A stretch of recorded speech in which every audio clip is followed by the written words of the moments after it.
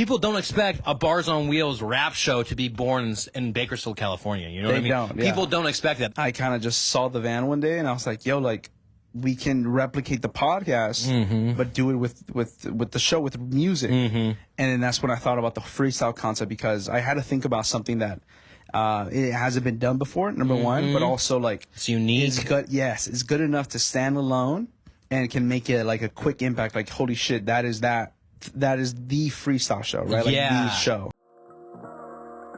Welcome back to another episode of Central Valley Podcast. I'm your host, Micah, Diele, a filmmaker, photographer, and a dude passionate about his community. This podcast focuses on the talented individuals that make up the Central Valley of California, as well as people who are passionate about what they do. The Central Valley has gotten a bad rep, and we're here to change that. If you enjoy what we're doing, we kindly ask that you download each episode, subscribe to our YouTube, and leave a rating and review on whatever podcast app you're using. And once again, thanks for tuning into another episode of Central Valley Podcast.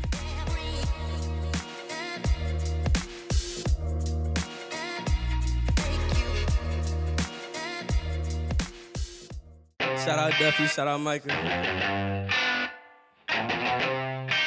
This is it. Central Valley Podcast. Hey, big shout out Central Valley Podcast. You know I had to fuck with it. Hey, shout out Central Valley Podcast. Manny, thank you for joining me. I truly appreciate it. Why don't you introduce yourself? Well, Bakersfield. Yo, what is up? Bakersfield. In the house. It took me 104 episodes, but I got to you guys. Yeah. So I got Manny Flores here. Manny, why don't you tell people a little bit about what you do? What is up, guys? My name is Manny. I am the creator of Bars on Wheels, the first ever freestyle show on wheels.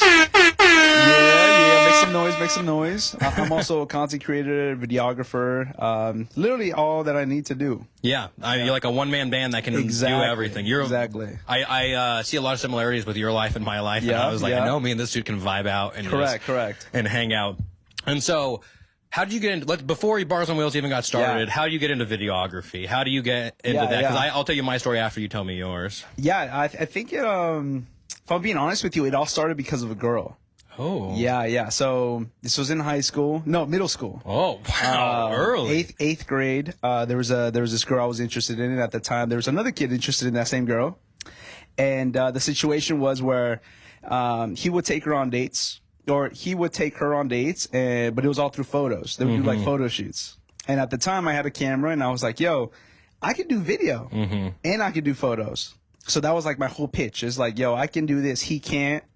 This is how I'm one-upping him. I can do this for you. But you like this girl? I really liked her. Okay. And he was taking photos just... They'll do like photo shoots. Like just like, no, like creative or just different? No, it's just for fun. Just for like... And they weren't dating either? Or no, they weren't. They weren't. Okay. Yeah. So it was just... I was like, was Manny about to be a homewrecker in 8th grade? Exactly, right? Yeah, no, low-key, I think she was just using us for content. Oh, yeah, for sure. For sure. Well, so how old are you? Sorry. This was... No, but how old are you right now? Oh, right now, 23. Oh, so you're so young, dude. Sorry, I'm literally like 30. I'm 31, so like that's still young. It's still young, but you gotta. Your youth is still. Oh yeah, I got time. You're closer to 20, and I'm closer to. Correct. You know what I mean? Yeah, I get that. Yeah. Yeah, but dude, you're a young cat, fucking going ham. Cool, because when I was in 8th grade, social media wasn't a thing. Yes. You know, so that's why when you were saying that, I was like, wait, how old is Manny? Yeah. I hear you. Okay, sorry. So she's using you guys for content. Yeah, using us for content.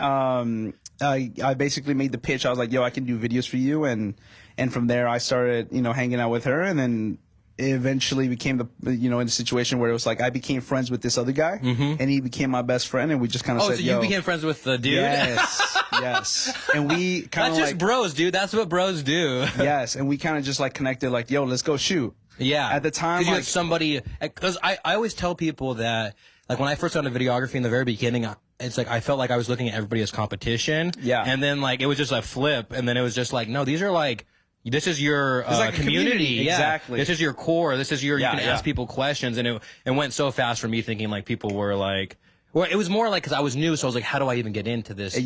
You know what I mean? So you're intimidated. You just needed a camera. Yeah, no, exactly. Yeah. And at that time, Instagram was popping with photos. And what was your first camera? It was a Canon ADD. Okay. Yeah. No. Canon T5. Okay, mine was a Canon T7. Oh, okay, there you go. Yeah, T5. That is the one that I started with photos with the 50 prime. Oh yeah. Yeah, you can't go wrong with that. 50. Especially when you're first starting out and you have the 50 on, you're like, yeah, the 1.8 take pretty good. is nuts. The aperture nuts. So it's like you take a photo of anybody anywhere. It just has the compression, Exactly, so it's like, yeah. it looks good. So from there, my friend the friend I met, we were big into like going into sneaking up like into rooftops in downtown LA. And then just taking photos of just kind of like landscape photos. So that was like what was popping, like the moody. I know exactly what you're talking about. Because because that was like what 2019-ish or 2018. Yes, yeah. So I got into photography right then too. Got it. And so that's like. All I was learning how to do was like hashtag moody, hashtag, you know, moody gram. Yeah. Like all the moody feels. What was the one that was really Bleach Film? Yeah. Bleach Film was like the biggest like photo page. Like, everyone wanted a feature. Exactly. Yeah. And then it's funny because then my other buddy introduced me to Evidence. You know, Evidence the rapper. No, I don't. Oh, really? So he's like has songs with like he's like the only featured guy on Kanye's graduation album, basically, or either that one or the one before it. But he's like a beat producer and everything. But I feel like you would eat it up. But he got really popular through taking photos on Instagram. Oh wow! But like he's been with like you name the rappers like J. Cole, all these people, but he's just like behind the scenes. He's like the Alchemist. Alchemist, yeah. Yeah, so he's like in that group with them. Okay. Went on a little sidetrack with Evidence. You're good. Yeah, that was an exciting moment. Yeah, so Moody Grams and stuff like that. And then when did you right after high school, you're trying to make money through it, or in high school, you're trying to make money through it? Yeah, so I was actually making money in high school. So I would say by like junior year, I was like making money like with graduation shoots, middle school photo shoot, like things like that. Yeah, anything and everything. I did shoot a wedding when I was like a junior. That was like it was like for $200. Yeah, I already know. Yeah, it was my friend's wedding. It was actually the friend I started photography with. It was his parents' wedding. Oh, really? Yeah, so I was like, yo, he has a friend of a bunch of homies who have cameras, right? So we kind of just partaking in that job. So yeah, just a little money here and there. And it was fun, yeah. And then I took that all the way to college. So I went to UC Berkeley. Okay. And then that's when I started making money big. It was like the most money I made, and that was like working for like an ice cream shop. Oh, really? So like doing content for them. Yeah. So that was like a 1,200. Yeah, that was like the most I made like off of a camera. Yeah. And that was like crazy in college for me. So I just did. What were you majoring in? I got in with neurobiology. So yeah, like my whole life, where I was supposed to go. Crazy, dude. Yes, it was. I was supposed to become a neurosurgeon. So that was like the plan. Yes, that was the plan. So go to medical school, like perfect grades, like that was the objective since like 6th grade. Like everybody knew, every teacher, every counselor. It was like, yo, this You're is like the rare case where the kids like, I know what I want, because I feel like a lot of kids in high school are like, I don't know. Yeah, I don't know. Yeah. You're like from 6th grade, you're like, I want to be a neurosurgeon. That was kind of like the goal. And then, so where did things divert from? So you're going to go to college, doing this content, and then how does the transition of everything happen to where you are today? No, I think the moment it kind of I made that switch was in after my first year of college. So it was a summer. I kind of just realized that like I don't think I want to study or go to medical school for so long. Just because I was doing well with videos. I was doing music videos. I was doing content. I was already getting paid for it. And at the time I was investing early. So all the money I was making, I was just exactly. Yeah, right back into gear, equipment, and stuff like that. Not even then, like stocks. Oh, yeah. You're a smart guy over here. I'm like, invest in your gear. Yeah, no. I got the gear I needed, and at the time, like obviously, like a Canon 80D was all I needed, right? Like people weren't at the expecting time, much, right? Especially back then. Yes. Too. Yeah. So that I was good with that one lens. And it was a lot of like music videos. So it was a lot of like just kind of run and gun. Yeah. So I was charging $600, $500, and I was doing trips from Berkeley to LA every weekend. So I was just taking and to save money, I would take a bus. Obviously, it would take like 14 hours of a trip, but I was doing that just to save money. Dang. So yeah, I had a system and I felt really confident. And I just like, yo, there's no way I can become a doctor when this is, I just especially feel like if you were enjoying it too, and you enjoyed what you were doing, you're like, because it was a hobby, and then it turned into a hobby that you're making money off of. Correct. Right? Like the whole thing was, if I do this other thing, that's how I make my money. Blah blah. But then And then, but it's probably, I feel like a lot of people, like, they kind of come to realize it's like, wait, what do I want to, like, what do I want to do with my life? Because if I'm going to be, if you're going to be a neurosurgeon because you said you were and it was your goal for a long time, but then there's this other thing that, like, you're passionate about, like, and so how was that, like, how did people take it, your family or anything? Yeah, that was, yeah, I'm gonna be honest, I think, I didn't tell nobody when I left. So I had already submitted, like, to drop out. Yeah. Oh, so did you drop out of Berkeley? To resign, yeah. Okay, so I basically left. Yeah. I think I finished with a 3.37 GPA. And then that's good at Berkeley. I left. Like, I just said, like, yo, I think, you have the option of taking, like, a leave of absence, like a year off or something, for example, like a pause. Yeah. But I just never went back. What year was this? This was like 2019, 2020? 2019? Yeah, 2019. But right before the pandemic? Yeah, right before. Exactly. I was just going to say, so, I'll know if it was during the pandemic or before the pandemic. So when that happened, I started working at Subway. I was doing music videos. I was just stacking up bread, and I was still investing. And how do you know what to invest in? You just know things? Well, at the time, AMC was a big thing. Okay, I gotcha. Yes, before the whole dump. Yeah. So there was, like, this whole, like, guerrilla gang AMC kind of to the moon kind of mentality. Yeah. And I was really into that. And then on top of that, I was like, to get nerdy with stocks, like, I was selling and trading natural gas. Okay, really? So you can trade for natural gas and you could trade against it. And this was before they took it down from Robinhood. But at the time, like, I would just, like, if it goes down, then obviously I'm gonna just invest in the other one. And then if it goes up, I kind of invest, kind of go both back ways. And forth. Yeah.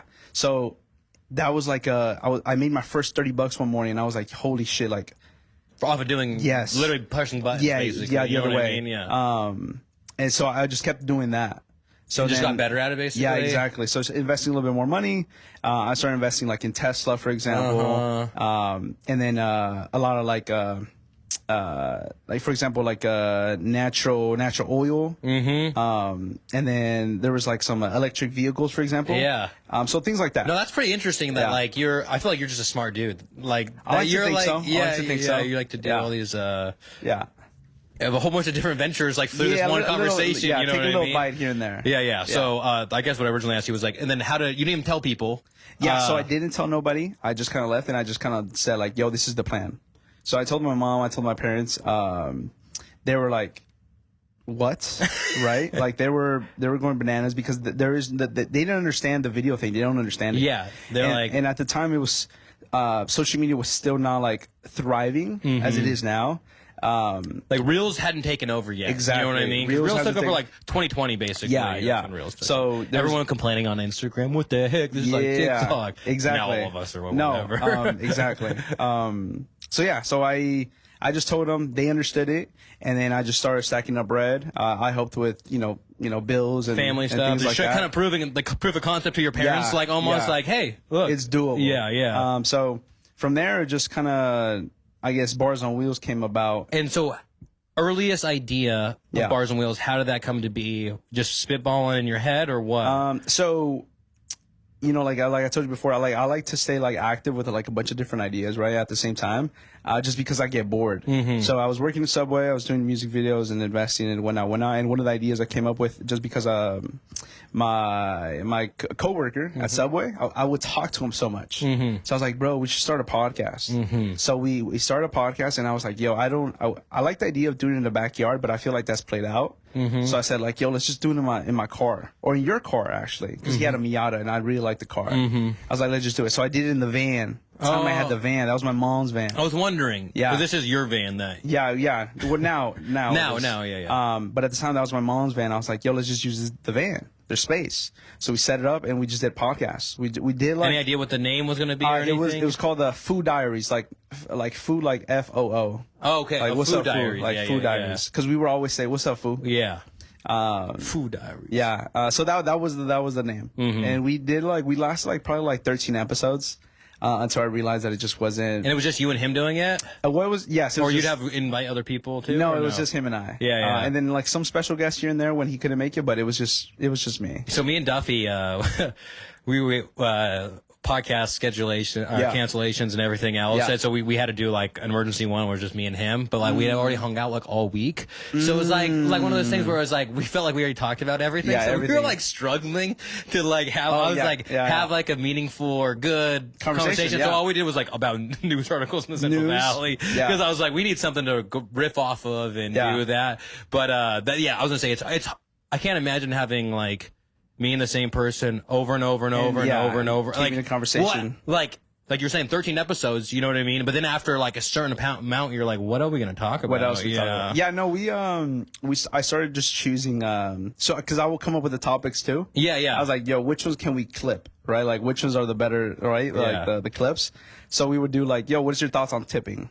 Or like, just controversial topics. Let's go for it. What's your thoughts on tipping? Oh, are you serious? Yeah, I'm serious. Oh, wow. I put on the spot right now. I actually had this conversation at the wedding. Okay, gotcha. And yeah, I think like my basic stand is, if I have to get up and go order to like for my food, then I'm not tipping. Yeah, 100%. 100%. And then if like, especially like there's some restaurants that I've been to where like, they don't pick up the plate, nothing. You have to take it to like a station, like an area where they pick it up after. Yeah. I'm not tipping. And you have to get like your bottle of water, like from the fridge that they have. And, I'm all in favor of that completely. Yeah. No but way. If you're like it's a waiter and someone's waiting on you the whole entire time, and if they do good, that's the whole thing. If you sit down and they come to you, I think a tip is just expected. Yeah. I think like where it becomes kind of if you're questionable, with our logic is where, because we're tipping on a service industry, right? Yeah, exactly. But there's so many other service industries where tipping isn't even considered. Yeah. But the thing is with the other service industries, they're not relying on their tips. Where servers, I would say servers are for sure relying, but like if you're just working behind a counter all day, I worked at Starbucks. I don't care. I never cared if people tipped or not, or thought people should. It totals out. So Starbucks basically it totals out to like $20 maybe per coworker. It depends how much you work. But even if you work 40 hours, you can still get like $25 and you're like, tips. But then I was a server at this place in Modesto. And like I'd walk out sometimes with $250, $400, you know what I mean? In tips. But also people are racking up bills, taking their corporate work people there. So it's like, wait, question, bro. How much do they get paid? Do they get paid very little? So so I'll tell you what. I'd never relied when I was a waiter for like 3 years. I never relied on my actual check. It was just tips. How much are you getting paid an hour? So you get paid minimum wage per hour. Oh, okay. But the more you make on your tips, they tax your actual paycheck. So like literally, I would rarely get over $150. Even with cash? There's no way to track it. No, cash is like just in my pocket. Yeah, but just the card tips. But still, like I would literally. Really? So I would work. Let's say I never worked like too many hours, but let's say I worked 25 hours. Yeah. My check was still $150 or less. Every single time. Because they're taking away from because I'm bringing home 100 a night, 200 a night, 150 a night or whatever. And so let's say it's not keeping all that, but let's say $100 were in that. It's the card. On the card tips. Yeah. It knows that, I need to tax you on the $100. Really? But the cash, no, you don't get, you know what I mean? That's where it benefits. But so ideally, like let's say in this situation, you weren't getting tipped card. Right, you were just getting tipped cash. Then I would get bigger checks. Right. Yeah, but I never. But ideally, you could depend on your whatever you paid an hour. I would say you because you're not taxed. I guess you could, but I feel like I got taken so much out that I was always like, oh, that's just like a tiny bonus. You know what I mean? That's like one night of working. Yeah. You know what I mean? And so, but they tax I don't know if it was just that place either. They know maybe they're doing. It was like a mom and pop place, so maybe they're doing. I didn't know that. I didn't know they would take. I guess. Yeah. No. In my head, it was just like, yo, what are you getting paid? Like, what's your hourly? Yeah. And so basically, the more tips you make, the less money you make hourly. Through card. Yeah. Understood. Interesting. Yeah. Take on tips. That is interesting. Yeah. Like to end it, I guess is just the entitlement is like what I really am not okay with. And that's the thing too, where I obviously when I'm a server, I almost do like when you get stiffed, it does suck. You know what I mean? No, I get it. When someone pays you $0, it sucks. Yeah. But at the end of the day, it's kind of. You don't have to. It's not a law. You know what I mean? So Yeah, what exactly. the fuck? Stop bitching about it if you're. No, I hear you. Yeah. When I was working at Subway, we would get tips. Yeah. And at the time, like it was like if three. I hate working with three people because you got to split it with three people. Oh yeah. Yeah, so I would even say sometimes like don't have nobody else on my shift. Just let me handle my shift. Yeah. Just because I am confident that What's the most you took home from Subway? probably like $22. Yeah.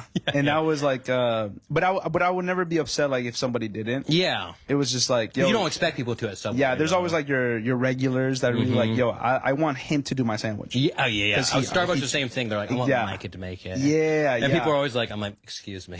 No, I hear you.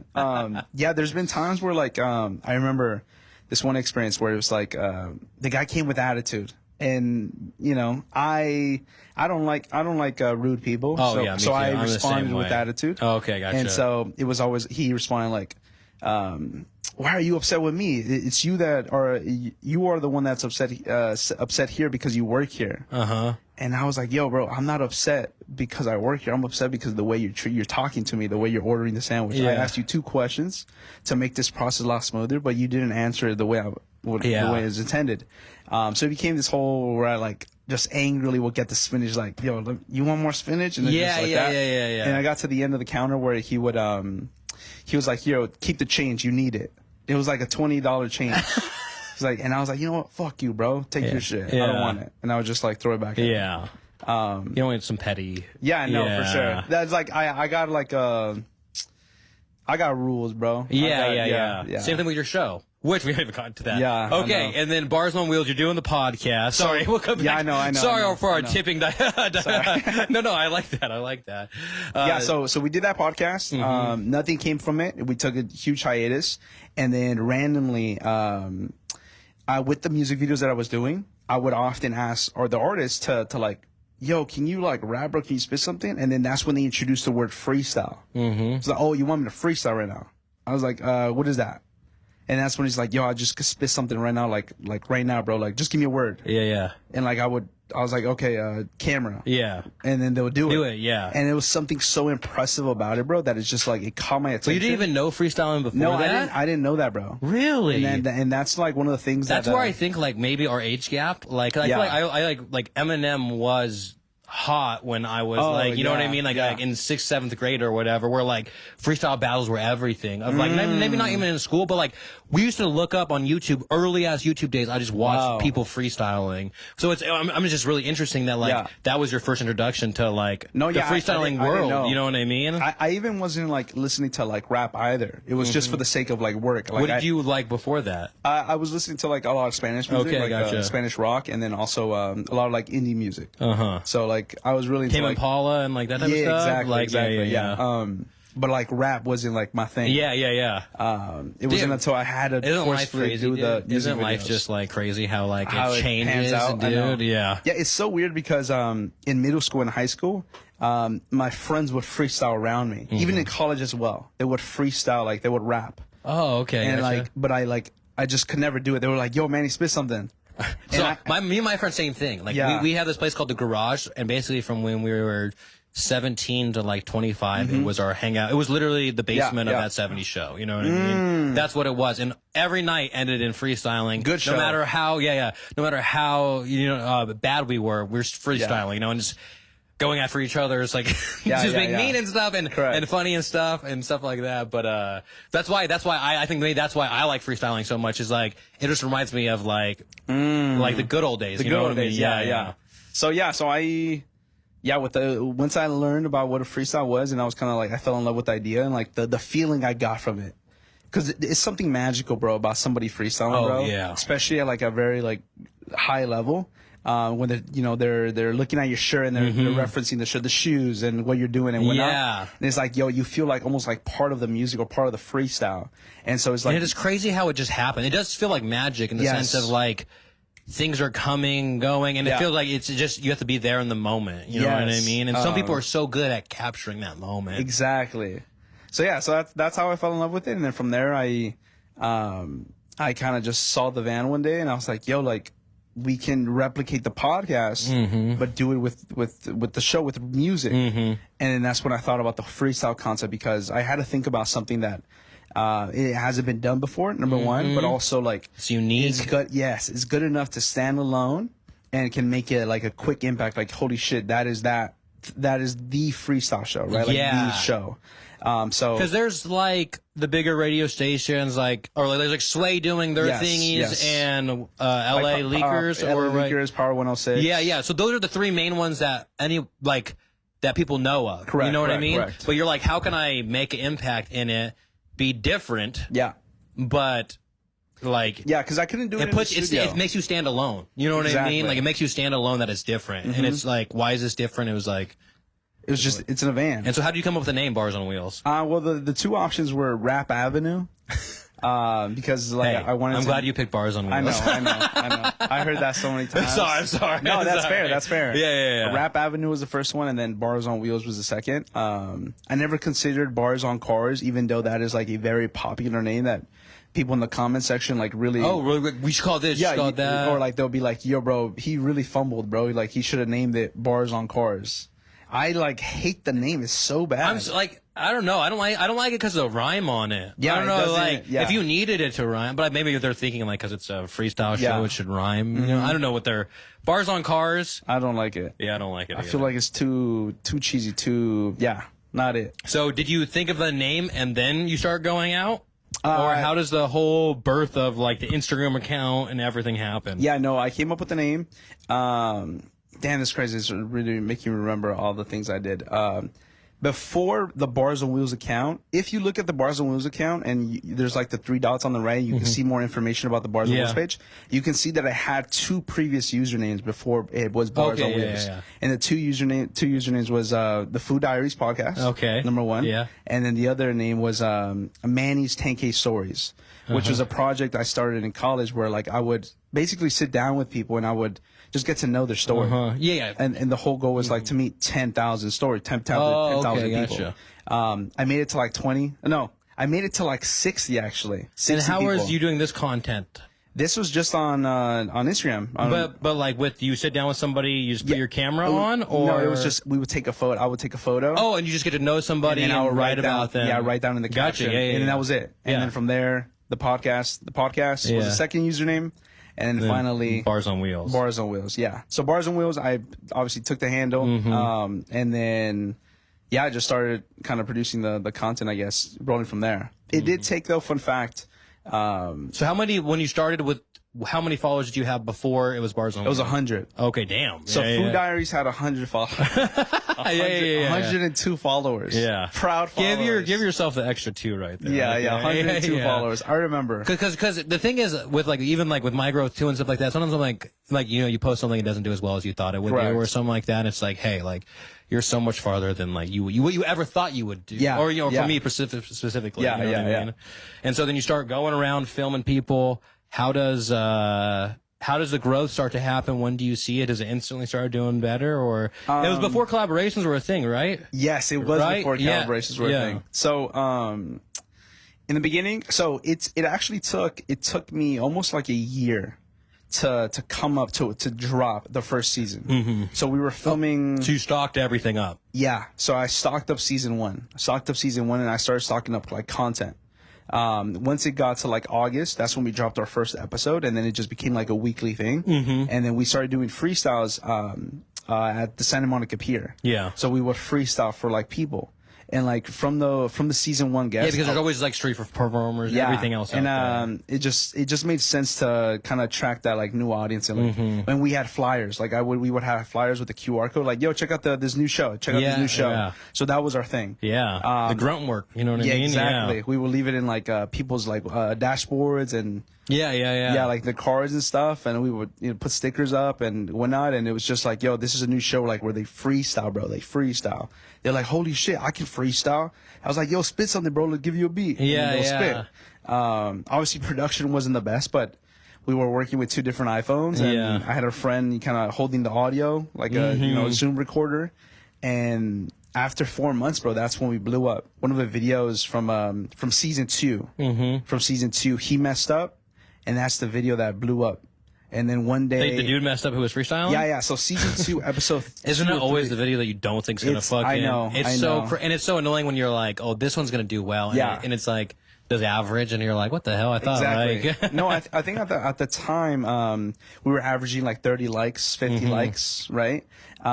This was so I started August, and then I wanted to quit December. This time it was like obviously I was with my family, like Christmas time and whatnot. We were at a cabin, and then I had already posted the season 2 video of the guy messing up, and that's where I stopped. So that was the last video I posted. I'm in Christmas time, we're like hanging out, whatever. It's the next morning, I just see my phone just ding ding ding ding ding ding ding ding ding ding. Rise and shine with Inland Roasters, a family-owned and operated coffee roastery located in the heart of the Central Valley.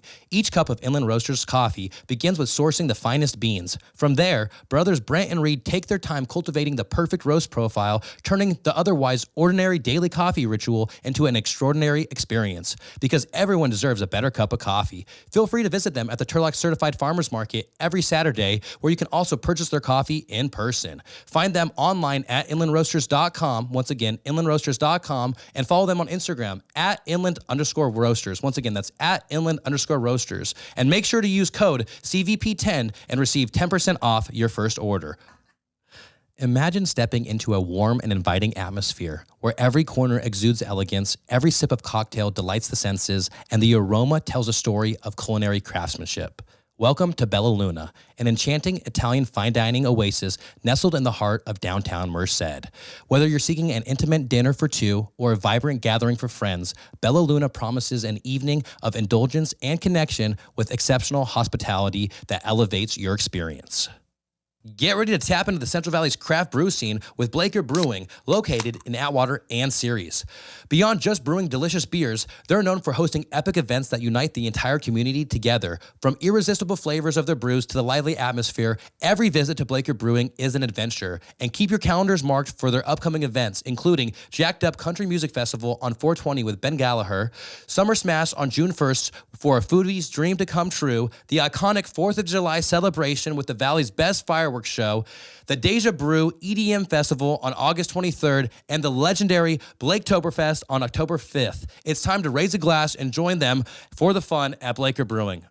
Looking to take your ag business to the next level? Well, look no further than MMIG Construction, the ag commercial construction experts. Based in Atwater, California, MMIG specializes in tailored solutions for all ag construction needs. Whether they're dairy farmers, ranchers, or agribusiness owners, the team is dedicated to bringing their clients' vision to life. From innovative milking parlors to durable steel buildings, MMIG has over 18 years of expertise to ensure the project's success. With quality craftsmanship, timely execution, and a deep understanding of the Central Valley's agriculture, they're the trusted partners for growth. Reach out to MMIG Construction today at 209-724-9488. Once again, that's 209-724-9488, or visit their website, mmigconstruction.com.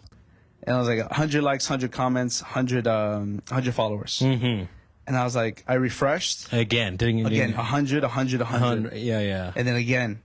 I was like, holy shit, what is happening? And then I would look at Is it crazy when that happens? It is so, I think it's so weird because that video that went viral after like 3 weeks. Oh, really? Yeah, it didn't go viral instantly. I feel like more and more that's been happening now with Instagram, because there's like a longer shelf life now. Correct. Where like it used to be like, if it doesn't get tracked in 24 hours, no one's going to see it. No one's going to see it. Yeah. Where now it's like, and the more stuff you have on your page, the more people can scroll on your page too. Just keep going. So all of a sudden you get this burst of how much did it jump?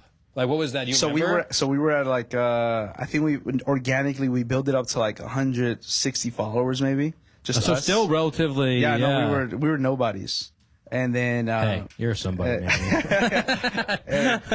with the morning that it went viral, it hit like 2,000 followers. The video itself hit like 2,000 views. It was like at 400 views, 2,000 views, 10,000 views. Yeah. And it just kept going up. The follower count started going up as well, like 5,000. Dude, when you get one of those videos that brings followers, and not every video that blows up brings followers. No. You know what I mean? Where yes. it's so interesting where like like I had like 3 videos like a few months ago, each like bring in like one brought in like over 2,000, one brought in like 1,500, one brought in like 1,000. But it was just like in a span where like, do you ever feel like you get in the algorithm and then like everything you're posting, even if you don't think it's that good, is doing well? It's doing well, yes. And then all of a sudden when like it'll stop at some point, you know what I mean? And then like you'll post again and you're like, oh, what the hell? Yeah, like, exactly. Yeah, that's what I feel it was like. like resets. Yeah, that's what it feels like. Yeah. You like ride the wave as long as you can. Yeah, Yeah, exactly. I agree, and that's what happened with that one viral video. And so, what was the end of it? How many followers did you end up getting? I think with that video, well, I mean, it didn't stop like in, because like, then you had days. all the other content too. Exactly. So it didn't stop in like 2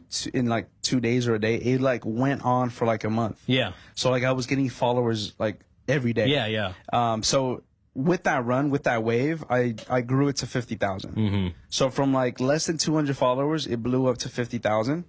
And then that's when I started the content wave again. Mm-hmm. And at this time, I was contemplating about quitting too. I was like, yo, I don't think I want to do this. I got what season was that when you came back and you did that video where you were saying that? This was this season 4. This season year, 4. This Okay, season 4, yeah. And you were doing 2 seasons a year, basically. Yes. Is that kind of how you were doing it? Like, Like, I was running it. Like spring, fall, or something like that. You know what I mean? Get you to be able to build up the content. Exactly. So I was contemplating quitting, and I made a call with this like old mentor, and he kind of just gave me his advice and like how much he loves the show, and he thinks that it's organic and something new, and I think I just got to stick with it, but it's my call, whatever. And then the next morning is when that happened, when it just blew up. Yeah. And so they literally the entire like Christmas time when we were at the cabin, it was just me kind of just like with the family, like guessing like how many followers you think we'll get today. Yeah. You think we'll hit 15K. Yeah. And then it was just like for fun, like thinking about the numbers. Yeah. So that video alone that went viral hit like 1.3 million. And then it just. Dang, from there, kind of, yeah, huh? It just kind of, we just rode the wave. And so like, let's say a month later, how many followers did you have? It was 50K. 50K? Yeah. That's fucking. Yeah, it was like a month wave. Damn. Yeah. So if you could see like when you see that viral video, you see like every post that we did was like 60K, 70K, 80K. Like it was literally consistent, and it brought followers not only to my platform, but all the artist platforms. Yeah, that we were collaborators with. Mm-hmm. So they got followers too, and like comments and went out. Yeah. So I got calls from those people, and they were like, "Bro, did you like buy bots or like did you buy followers?" I was like, "No, bro. Like this just happened." Like people. And were you almost like baffled by it too? And like, I mean, you put in the work and you did everything, but still baffled by like it's working. You know what I mean? Well, it didn't hit me yet. It hadn't hit me yet. It hit me when we got back from like our festivities, like our family time, and like I met up with the co-host Joseph, and I was like, we did a video kind of welcoming all the new followers. Yeah. And it was like, holy shit, bro! Like, hey, say hi to the 20,000 people that are new here. Yeah. And I started thinking about like, yo, our presentation, like people are judging us, people are looking at us, like I have to care more about things like that. And that's when it hit me. It's like, yo, like my story is getting 6,000 views. Like yeah. It's serious. It's serious. Yeah, exactly. And then the DMs, and you bro. almost overthink it. Like I start to kind of overthink yes, exactly. everything of like whatever you want your image to be versus like how people are taking you online versus every little thing. You know what I mean? Because ours is just like the way our growth was just kind of like. So how did you find? I feel like we talked on Instagram, but how did we? I don't know how we first linked.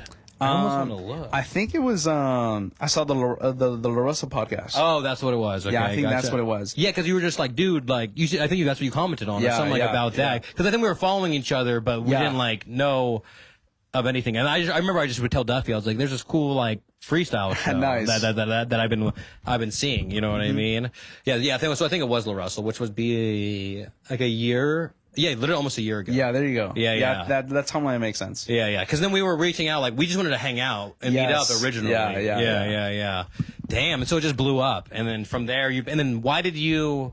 Because I've contemplated like maybe like I'm like I don't know if I'm doing this podcast forever. You know what I mean? And so my thing is like it's not that I think about quitting, but I do think like what's the next step? I guess you know what I mean. And so, what were the thoughts going through your head when you were thinking about quitting? Why? All that? Yeah, no, I think with every option that I do or everything that I'm committed to, it's all about like return on investment, right? So like, if I'm not seeing, you know, some sort of return on like my time and whatnot, like obviously for anybody, you'll feel discouraged. And I think at the time, like I said, 30 likes, 50 likes, it is discouraging, right? And then, you know, especially with my personal page, I was getting more likes, 300, 200.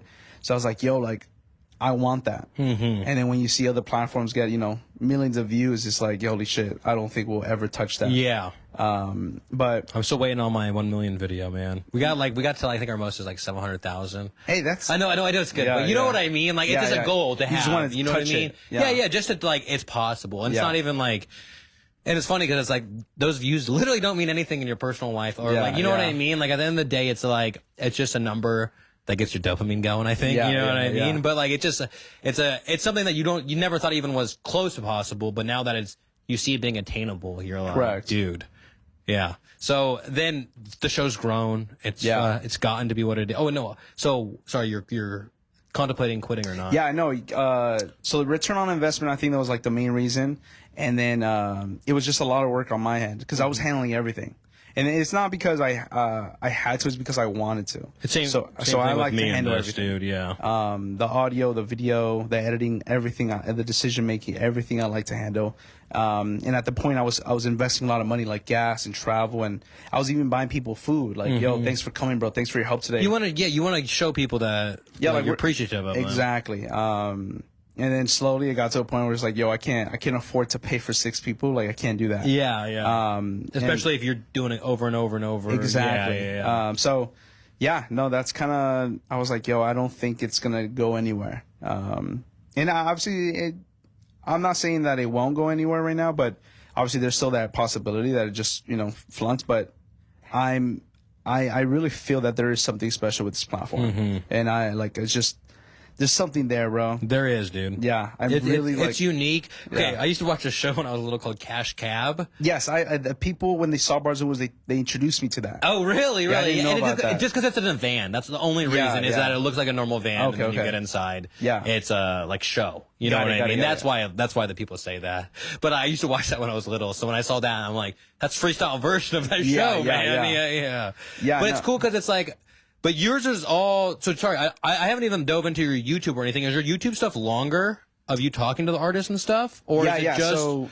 So the first 2 seasons, the first 3 seasons, it was like a really like game show format. Okay, so you have 3 levels, right, to freestyle, each level getting more difficult as you go, and you have 3 lives. So, like, the only way you lose a life is, like, if you completely mess up, number 1, or 2, you skip a beat. Like, I don't like this beat. Give me another beat. Oh, okay, then you're down 1. Yeah, you're down 1 life. And then there's 3 levels. Obviously, if you lose all the levels, game over. The first level for, like, season 1, for example, was, like, just say BARZ On Wheels. Super simple. Yeah, at some point in your rhyme. 1 minute and a half. That's it. Level 2 is, like, you can't cuss. Like, okay. There's the filler words. Yeah, there's you know no sexual references or nothing like that. Keep it clean. And then for like other seasons, we've had like multiple words, for example. Yeah. Just level 3 is always the hardest one. So yeah, that's kind of like the longer format. And then in between, we would interview. Like I would ask like Nardwuar type questions for the artist. Excuse me. Exactly that kind of energy. And then it was just like getting to. Just taking a deep dive of like their page and like doing research of like songs they made like 9 years ago or you're showing them that you've actually like dove into. And then if you see those episodes, like you can see their reactions, like yo, like how the fuck did you know that? Yeah, like that reaction was the best reaction. Yeah, that Nardwuar reaction. Yeah, how do you even know? Exactly. Yeah. Like I would add like one of my favorite ones was like yo, like. I know you went when you were living in New York. Like you would go to this chicken spot on your, like on the corner of your street. Like what's your go-to order? Yeah, so like it's so specific. Yes. They're like, what? But they might have posted a picture of that. Yeah, and so you know the connection of So things like that. That was kind of like the questions I would like to ask. So that's the longer format. That was 1 and 2. You said, or that is the longer format. Yeah. It was like Okay. season 1, season 2, season 3, and then season 4 is when I decided to take off the interview part. And now you just do the bars on wheels. Now it's just raps. And then, how's like, your YouTube presence? Out of curiosity. It's like I think 6,300. Oh, that's pretty good. Yeah. YouTube's a different. Isn't It's it a different crazy? space. Different animal. It's a completely different beast of like. Yeah. I just wanted 1,000 for so long, and now like I'm like at 1 point something. I'm like I don't even care because like that's my thing. But I guess you have your the thing I fail at is I don't post my shit everywhere. Like I just post my shit on Instagram. Why not? Laziness, because but like you, I feel like with the posting and everything like that, I'm a one-man band on creating all the content as well. Yeah. Like Duffy handles all the sound and stuff, but like I do all the video editing, I put the podcast together, I do all that. Yeah. And it's like by the end of it, I'm so burnt out that like I know it's just a post, but it's just like I feel like there's so much stuff going on in my life that like I've already grown this one thingy, and that's where all my attention is. And I mean, TikTok, we're at like 15,000 or something like that, so it does well. But it's just a different beast too, where like my Instagram content does well on Instagram, and then YouTube isn't like my shit's so local. You know what I mean? Where like it's hard for it to spread on social media unless it gets like I feel like on YouTube I don't see a local thing on my shorts. You know what I mean? It's like everyday thing. You know what I mean? Where I feel like it's harder to get into like an algorithm of like Central Valley, where Instagram, it's like there's local news, there's all this stuff, you know what I mean? Yeah. And then TikTok though does well randomly, but it's just like, I just don't care about TikTok that much. I should invest more in YouTube. Yeah. But it's one of those things where it's like, I'm spread thin too, because I have my videography business as well. Yeah. And like, that's what's bringing me money. You know what I mean? So it's like, I make money from the podcast, but people always think this podcast is something bigger than it is. You know what I mean? Yeah. And like, I'm glad. Exactly. I'm glad. And the platform that its growth it's awesome.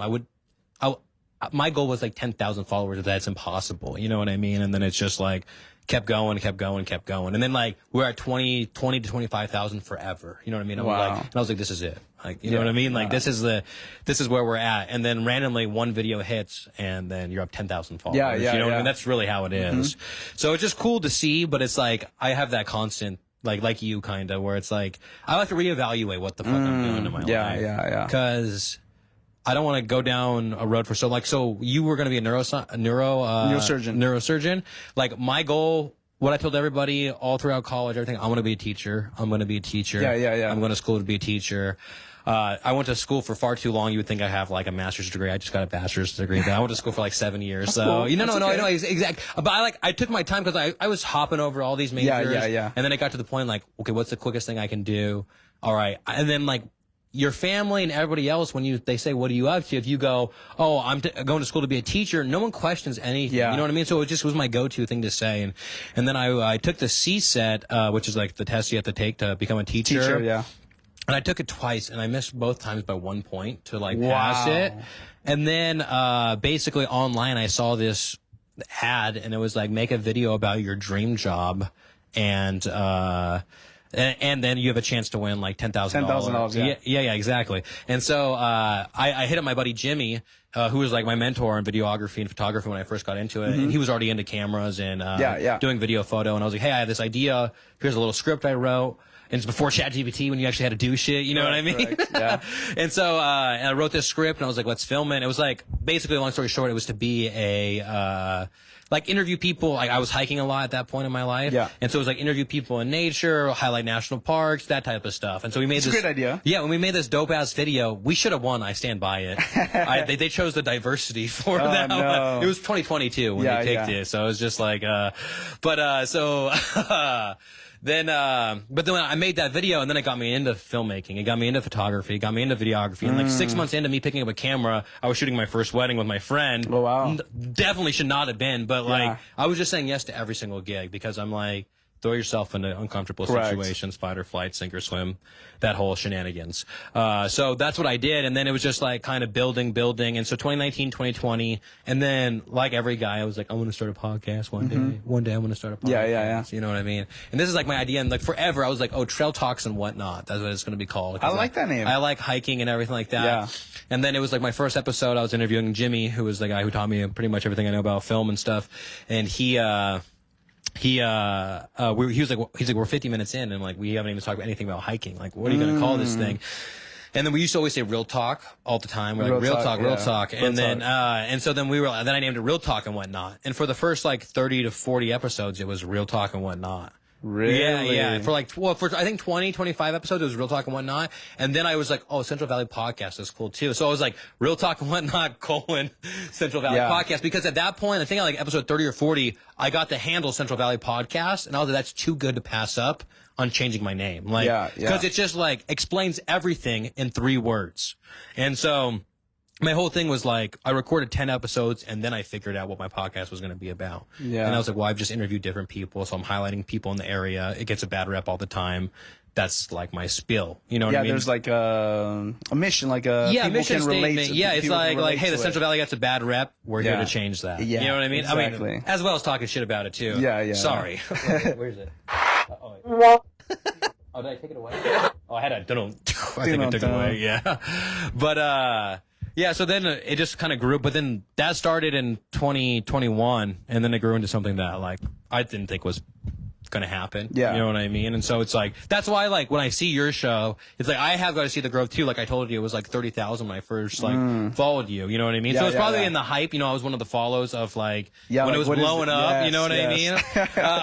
But you saw me, I think, right away, or like we were both following each other. You know what I mean?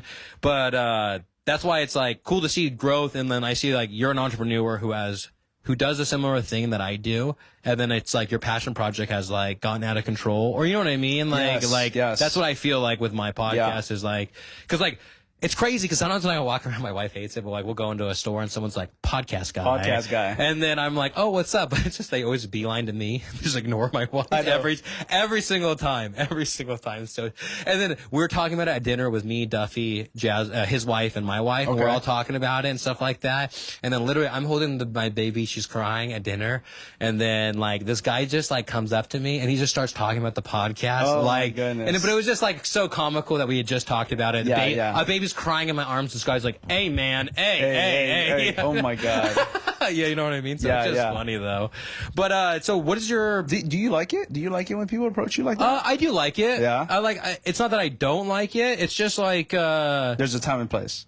Yeah, I mean, if you like the podcast, come up to me whenever, tell me that. Okay. Like, because it's crazy because it, like, when you look at like the stats specifically on the podcast, it feels like it doesn't get out to it feels like right now we're probably at like 1,500 to and up for like listens per episode, which is pretty good. Don't get me wrong. Great. That's like more than I would ever have expected. Great job, bro. Yeah, thank you. Because like that is great. For the first 4 seasons, we were sitting at like 200, 300 views per episode. You know what I mean? Yeah, this reminds me of my podcast days. Like when I would look at the analytics. Yeah, and that's 30, 50 that's like 2 classrooms. Yeah, exactly. Yeah, that was my mentality. Yeah, no, exactly. And people always say that. So you got like a class, a graduation class, listening, which is crazy to me that like ads gotten to that. And the podcast stats used to be worse because they would only do by downloads for a long time. And now, like, I moved over to Spotify to host it, and it's like Spotify will show me how many listens and plays. Yeah.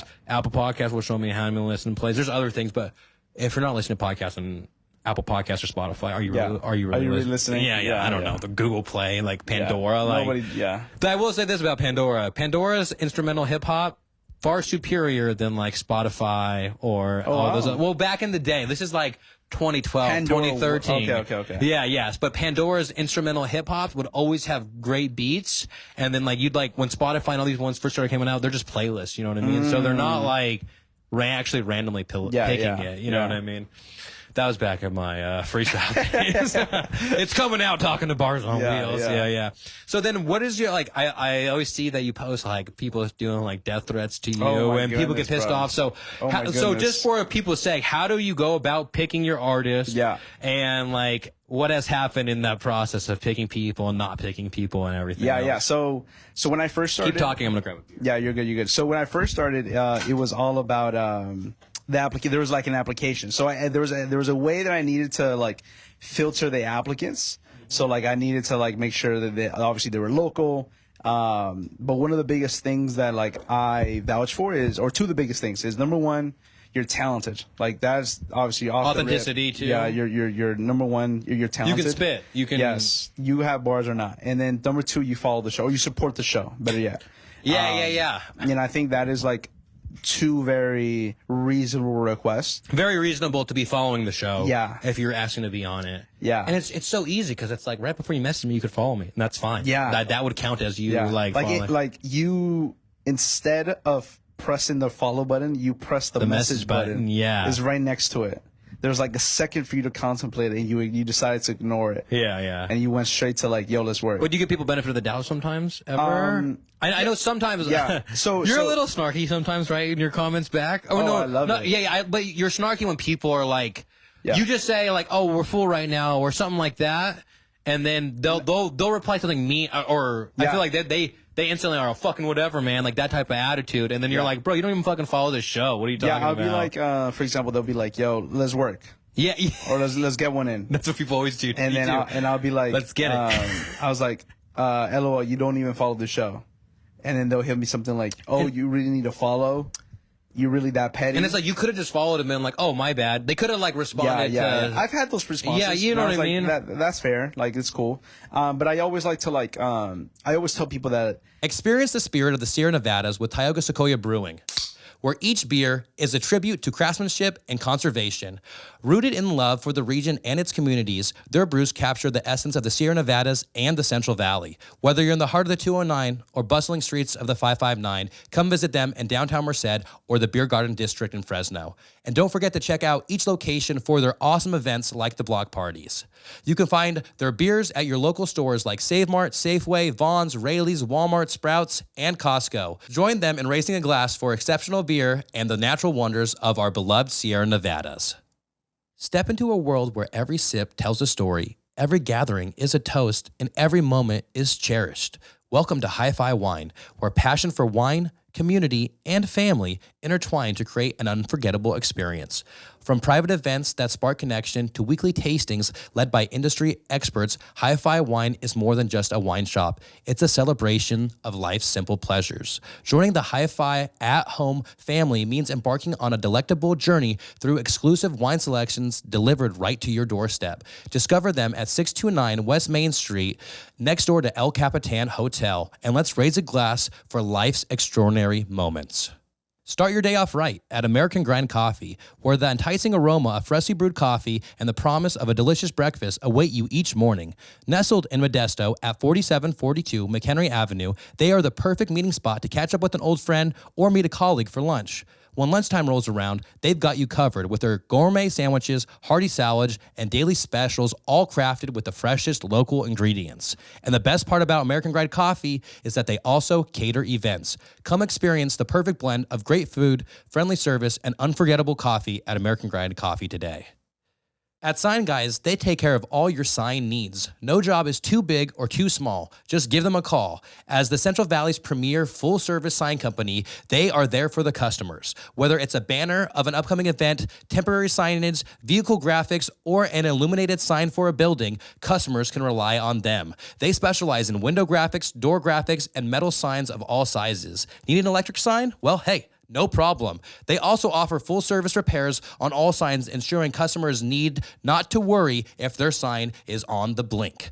They sign their work with pride and attention to detail, committed for their long haul. With over 30 years of combined sign experience, customers can trust them. Don't hesitate to call now at 209-726-0984. Once again, that's 209-726-0984. Not every artist that I have on the show initially follows the show. Sometimes, like, I reach out to specific... They just have to be very special artists. You just had on the dude. He's a Mexican rapper. What's his name? With the mustache. I know that doesn't that doesn't narrow down anything. Yeah, that doesn't narrow it down. I follow him. Obed Padilla. Yeah. So I'm gonna say I just know it starts with O. Yeah. But I had been following him because his style and everything is so unique. Just the classic like working man type vibe, but he does it with his freestyle. I mean, his songs. That's so funny. So I followed you and him separately. And then there's a couple artists that are like that where I see you guys cross over and I'm like, oh, that's so cool. Dope collab. Yeah, exactly. That's so funny. I was just talking to Obed about about how he doesn't want to be seen as the working class. He literally was like, "Yo, I want to switch my content so it just won't be like, yo, is that Just working that, class?" just that. He doesn't Yeah, want to be that person, which is funny that you. That's said that's what I said. But I mean, like, no, he's learning. But the videography is on point Super for it, and cinematic. that's what I mean more by that. Yeah. Because it's done so well. Yes. It's not that I think that guy's work, but it's like the scenarios he put himself in for the videos It is like very. contemplates the song and like what he's saying. Yeah, Yes. exactly. But that's I just thought it was no, funny. that is hella funny though. So did you? But sorry, some people reach out to you. Yeah. No, I have people to reach out all the time. Obviously, if number one, I understand sometimes people are just finding about the show, but if the person is asking me for something, like it just makes sense for you to already start supporting the show before you want something from me. Yeah. So I was like off the rip, number one. But there's a lot of times where I'm in the position where I'm asking artists like, yo, you're super dope.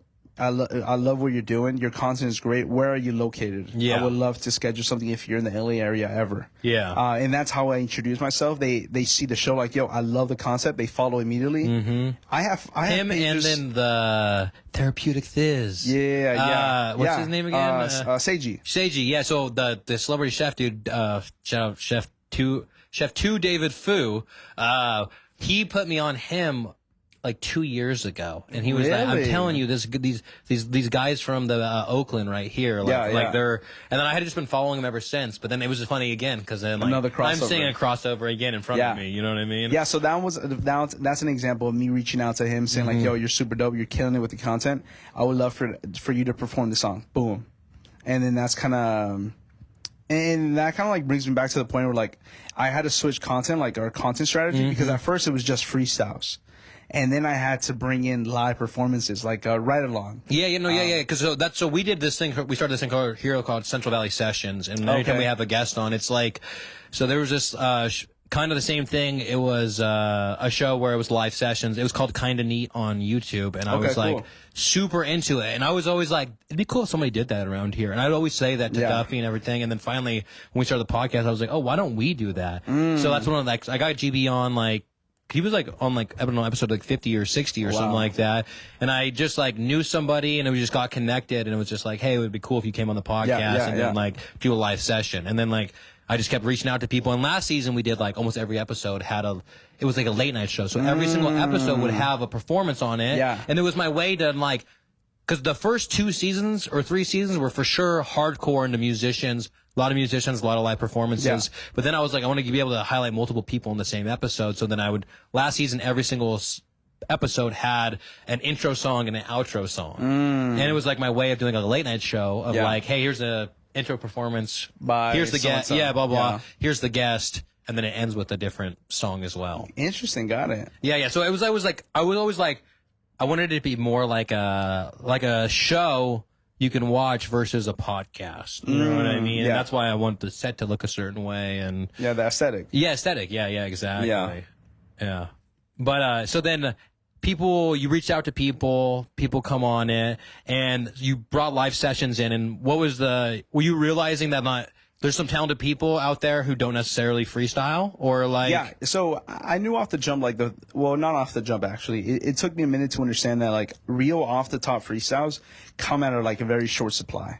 And that is a reality I had to, like, really understand once we were, like, at, like, season probably 3. Mm-hmm. There's a lot of people who freestyle for fun, for a hobby, just they can just do it, homies, right? But at the level I was expecting people to freestyle, on our YouTube channel, right, with the levels and all these difficulty challenges, like that's a whole separate thing, and not everybody could do that, and not everybody is also comfortable in front of the camera and putting you on the spot like that. Yeah.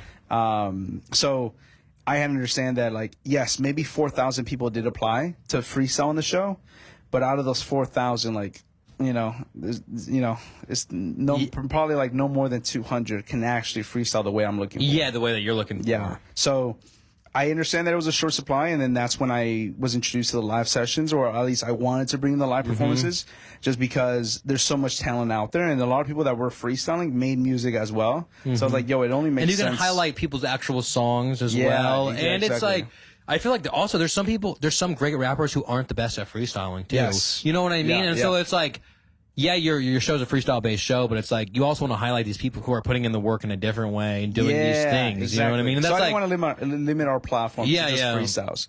Although that is what we blew up. Based upon. Yeah. You know what I mean? And like you still, but even, I don't know, I just feel like it's the same but different. Yeah. At the end of the day of like, people aren't tripping, you know what I mean? But then, so you've had some... Well, you'll be surprised. Oh, really? Yeah, you'll be surprised. A lot of people follow the show and they're like, yo, I came for the freestyles. I want freestyles. Yeah, okay, but there's noise. There's noise. Yes. You know what I mean? The same thing with like when people come out and stuff, or like, so often people are like, Sacramento is not part of the Central Valley. And like just annoying shit like that. But I'm like, hey, geographically on a map. That's all I'm saying, you guys. I'm not saying Central Valley is like, I say Central Valley and people really think it's Central California. And I'm like, no, it's like not that. It's like, if you look at a map, there's like all these mountains all the way to Chico, dude. There's mountains. You know what I mean? And I just am saying that that's what I'm talking about. Because when you talk about Central Valley geographically, that's what it is. But people are like, you're an idiot. Or maybe it's San Joaquin Valley. I'm like, the San Joaquin Valley and all these other valleys are all in the Central Valley. Yeah. So I try to tell people about that, but it's just like, I always just remind myself that like, this is like, it started not for me, but you know what I mean? It's like, this is something I started and like, I'm not gonna let like sometimes people will comment though, like I used to have like 5 ad reads before the podcast started. Wow. And then I had like this guy named Dope as Yola on the podcast. You know who that is? No. He's like this big, so he's from Merced, but he's like this big weed influencer basically, but he has a podcast, has Dope as Usual in LA. He's had like, he blew up like because he used to work for Raw way back in the day, like Raw Rolling Papers. But like, and then he blew up on YouTube and like, he has like Tony Hawk has been on his podcast, Russell, like big Steve-O, big names, you know what I mean? And like he's just like, it's crazy how many people have been on his podcast. Yeah. And it's just like dope. But so I got him on the podcast. He was like one of my dream guests in the sense like it seemed impossible, you know what I mean? But he was visiting. GB linked up that interview, you know what I mean? And so it's like all these people who like you make connections with, like if you are truly doing like I feel like if you're doing good, they're gonna like, and they see that, they're gonna help you. You know what I mean? But it's when you have like a weird interaction or bad interaction. I'm sure you've had it like on your show where like you go to meet somebody and maybe it doesn't go as well as you thought it would or stuff like that. But like at the end of the day, I'm just like the good people who you like surround yourself with are gonna like help you out if they can. Yeah, you know what I mean? Agreed. Yeah, completely agree. So then, where's the? Oh, sorry. So you've had like death threats, right? Oh yeah, bro. That was recently, that's right? Like a recent. Yeah, that was recent. A recent thing. Yeah, no. Oh my God, how did it start? Okay, so this artist asked to be on the show. Yeah. Very simple, just like how most let's kind of messages. Yeah, he was like, "Yo, let me on the show." Super simple. I reached out with the same response. I was like, yo, you're not even following the show. Why would I put you on the show? He's like, I was following it a couple weeks ago, but then I stopped following because, I never heard back. But I'm down to work though. He's like, I'm still down to do it. And like he's doing you a favor. Yeah. And then I was like, and I responded, I'm not though. Yeah. And that was my whole thing. And then I just kind of deleted the thing. I never opened the rest of the responses he said. From there, he like posted on the story. Yeah, I saw that. Yeah, so he posted on the story where it was like, and that's when he made that threat. He was like, "Yo, these people, this platform, they're fake positivity. Like, they're scammers. Like, don't collaborate with them. I hope your car gets blown up. Yeah, next time you're in LA or something like that. Yeah, he's marked from LA. Yeah. And then what happened? He doesn't know this. It was that he messaged a bunch of people who he knew in like in his circle, he was mutuals with, who were following the show, and he reached out to them individually, and he said, "Yo, stop following this platform. They're marked from LA." And a lot of those followers send me, they send me those screenshots saying like, "Yo, this guy's saying this." Like, hey, just watch out for this guy. Basically, like they're on your side of like, hey, I don't know what this guy's tripping off of, but and obviously they were like, just don't say it was me. Like I showed you. I was like, yeah, for sure, but thank you for letting me know. Yeah, I was like, yo, he was really serious about like, yo, he's marked, whatever. Simply because I didn't want him on the show. Yeah. But yeah, that's the attitude I respond with, just because I knew this guy was a clown. Like, it was nothing about it. That's crazy. But I like it because you hold to it because you're always like, no matter how many followers you have. Yeah, I don't care. That stuff, I've been offered money before. I've been I've been told like, yo, I've toured around the world. Like, I should have priority. Like, I've had these exact words said. Yeah. And like, I just screenshot them. Entitlement of people. It's you know such and that's the thing too with like when it's like when you message with that get me on the show, and it's like, yeah, it's one thing if like, I don't know, like you can look at somebody's page and I feel like the vibe of who they are and how they are as a person. Yeah. But if your whole thing is being a rapper and it's like the typical being a rapper with the money and the women and everything like that, that doesn't make me think that you're anything different than a copycat of everybody else. You know what I mean? And so that's why I feel like that's crazy though. And then so then you went to LA, right, that weekend or whatever? Yeah. So I think the threat happened about it on a Tuesday or Monday or something like that, and then I went to LA that Friday. And it was like I took a photo. I was like, yo, I laughed at it, whatever it was. Yeah, I was like, yo, in LA, just did a media shoot. Nothing, no car was bombed. No car was blown up or something like that. Yeah. Made it safe. So that was kind of like the whole, and people love it, bro. Our fan base just loves that. They say like, yo, I love that Manny stands on business. Yeah, I love that Manny holds his like ground. And I think that's important for like a leader, especially with this platform. Yeah. Because it was just I'll be walked through, bro, with like so many artists, bro, who have the ego so high and think they could dominate or control the show, you know. And I can't allow that. They can like they're dictating what's going on. Exactly, just because of their popularity or when I went out. Yeah, that's crazy. But you're supposed to be. I don't know if we can talk about it, but you said something about you have some big guests coming on. That's what you messaged me, man. Yeah, right. No, I have some big guests. Yeah. I want it to be a surprise though. Yeah, no worries. But I do have planned like it's just the moment I got one artist that like had 100K, and then that 100K bought me a 200,000, and then this person, and then that person 300, 700. Right, like it's just like a little like a ladder. It just creates like a building blocks for me to just start collaborating with bigger artists. And it's just like a matter of time to be working with. I hope with like really big, like I think at the moment we're working with like B minus artists, like in regards to like almost numbers. like more Instagram type art, or not Instagram type artists, but like I mean like the sense of they're like independent popular artists that like have movement on Instagram. You know, I have a music movement individually, I guess. Yeah, very independent, but they're still doing success. I have yet to touch obviously that A plus list, that top tier, but that's where I'm hoping to get. What's your thoughts on the Kendrick and Drake? Because obviously this is so later down. Yeah. But I just think it's so funny that Kendrick's doing the Super Bowl this year. Oh, for sure. And I think he's just doing it just a cherry on top of the beef, like the. Yeah, no, I love Kendrick. Obviously as an artist, like he's one of my top artists. But that level of pettiness is what I love. Yeah. Because I'm that way too. So you love that even more? Like you love that how he kept going even after Drake stopped. He was like, I'm gonna keep on fucking. Well, it's true because Drake always starts this stuff with everybody. Yeah, no. And you think that and he thinks that like because he's so big that like people are just gonna stop or be like, oh, that was fun. We're cool now. You know what I mean, or whatever. Yeah, no. I like it even more because Kendrick never liked him. Yeah. And so for me, I've been in situations, I mean, a lot of people have, where like, you just don't like somebody. Like from the moment you just meet them, you just don't like it. And obviously you play this character, like, you're just kind of going with it. And until the moment where you just snap, you're like, yo, I fucking dislike you, bro. Yeah. Get away from me, right? That level of pettiness he displayed, it was just chess pieces. It was genius of pettiness, you know what I mean? Yes, and that, because he was beating Drake at Drake's own game. My favorite thing is that he made a banger, which Drake's just known for making banger songs, you know what I mean? Like, really, or hits, you know what I mean? And the fact that Kendrick used a diss track to be like his biggest hit since like 10 years ago, you know what I mean? Is just like, you know what I mean? It's just so good that like it's such a beautiful story. Yeah. Like I'm excited to share the story to my kids. Yeah, like you're not gonna believe like when this was happening, and then you can play like Meet the Grams and like all these different things that like are going. Oh man, that shit was so good though. Duffy was so into it, and so we were just fucking always talking about it.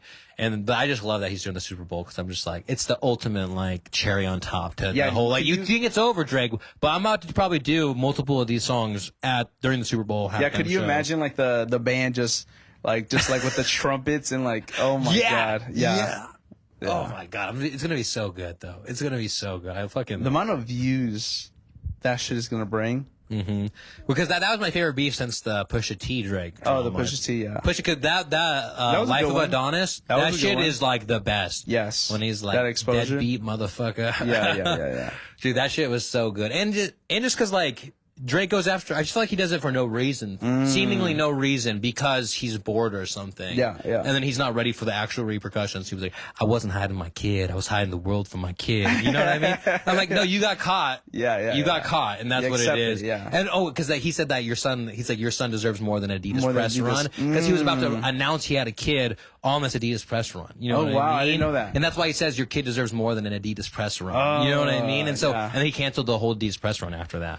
So it's just those things where it's just like, I like how he really leaned into having his kid though, and like showing his kid more into like his music videos and like. And then even you ever watch Sunday Conversation? Yeah. Like the fact that his kid was like the first 5 minutes or a couple minutes of it was so funny. Exactly.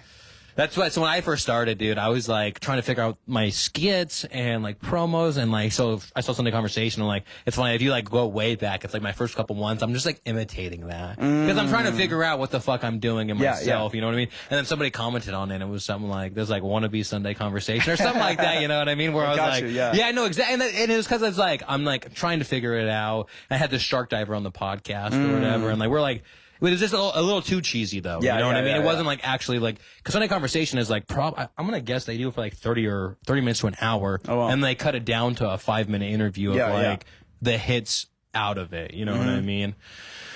But yeah, I don't know where I really got off. really got off going. But, so what's any future goals with BARZ on Wheels? Yeah. Where do you hope to take it? Where do you hope to go with it? Like, is there... I think the goal now, for at least for the near future, is reaching 100K followers. I think we're like averaging like 100 to 200 a day. You get there in no time, then. Dude. Yeah, that is the objective. So 100K by the end of the year. And 2 years will be at the end of the year, or when will 2 years be? Oh, November. End of November. Okay, gotcha. Which is around my birthday.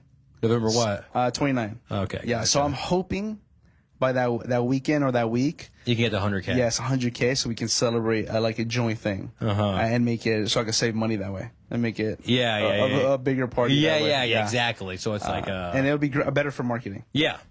I feel you. Same thing. So 100K, that is like the goal near future. And then also partnering up with a nonprofit that we're working in Los Angeles with the Boyle Heights Technological Youth Center.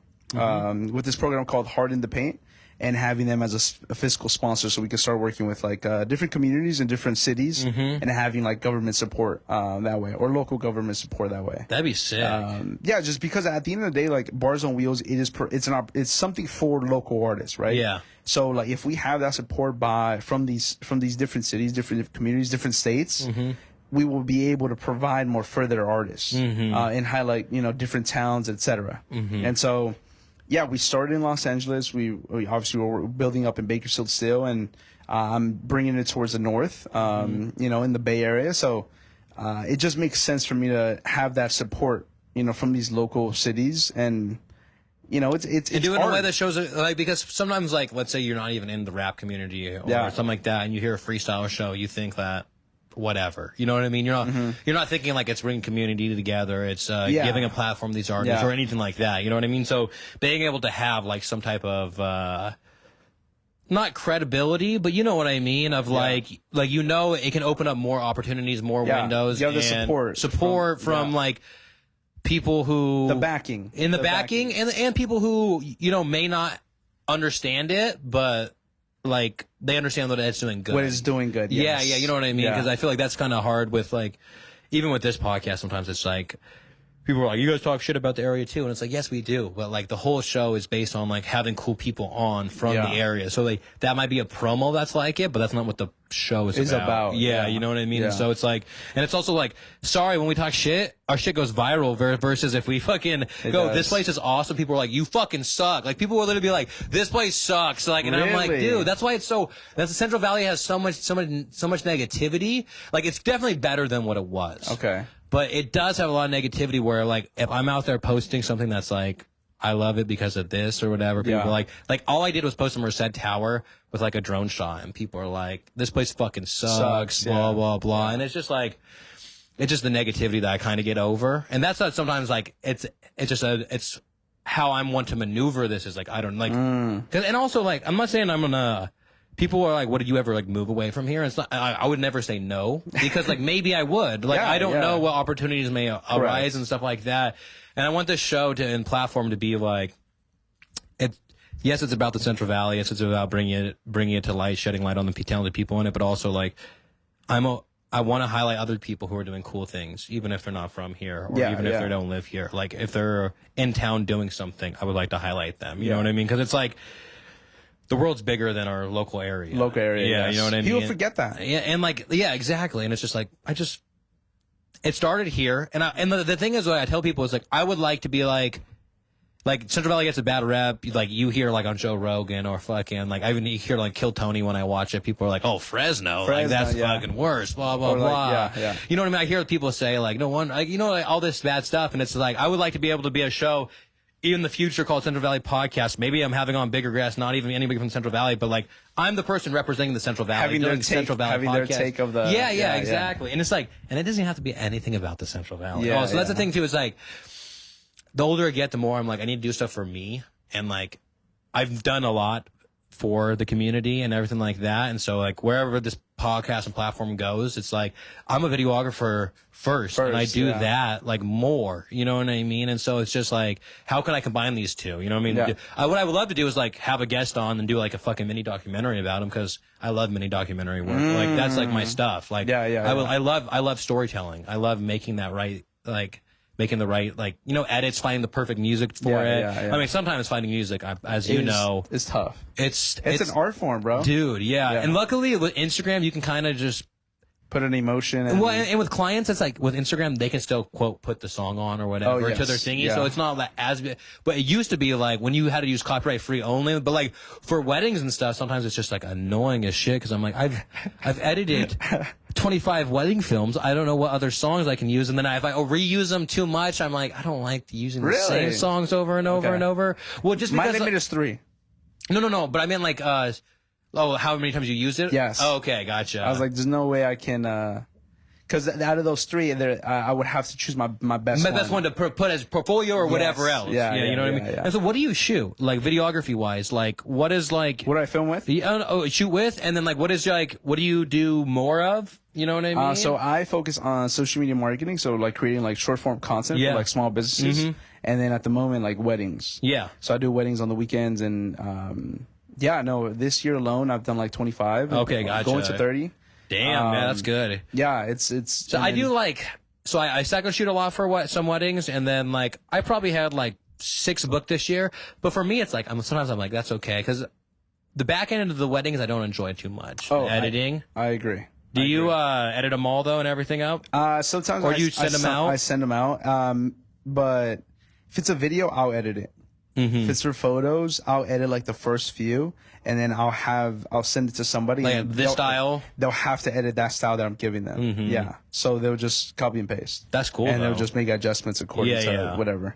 And that's pretty much it. No, that's cool. My thing is, I feel like I struggle with trying to find like an editor, or like editor that's good. A video editor that's good is so hard. And that's why I don't have a video editor. And because at that point you got to pay premium, and I totally understand why. Because if you're getting an editor who knows what the fuck they're doing, then I totally get why. Yeah, no, it's because I shoot to edit. Yeah. So it's easier. So it's like nobody's gonna understand the way I'm editing. Yeah, exactly. Yeah. Or like, or I've done it where I've given somebody my stuff, and it's like, that's not what I was envisioning. I could finish a film wedding.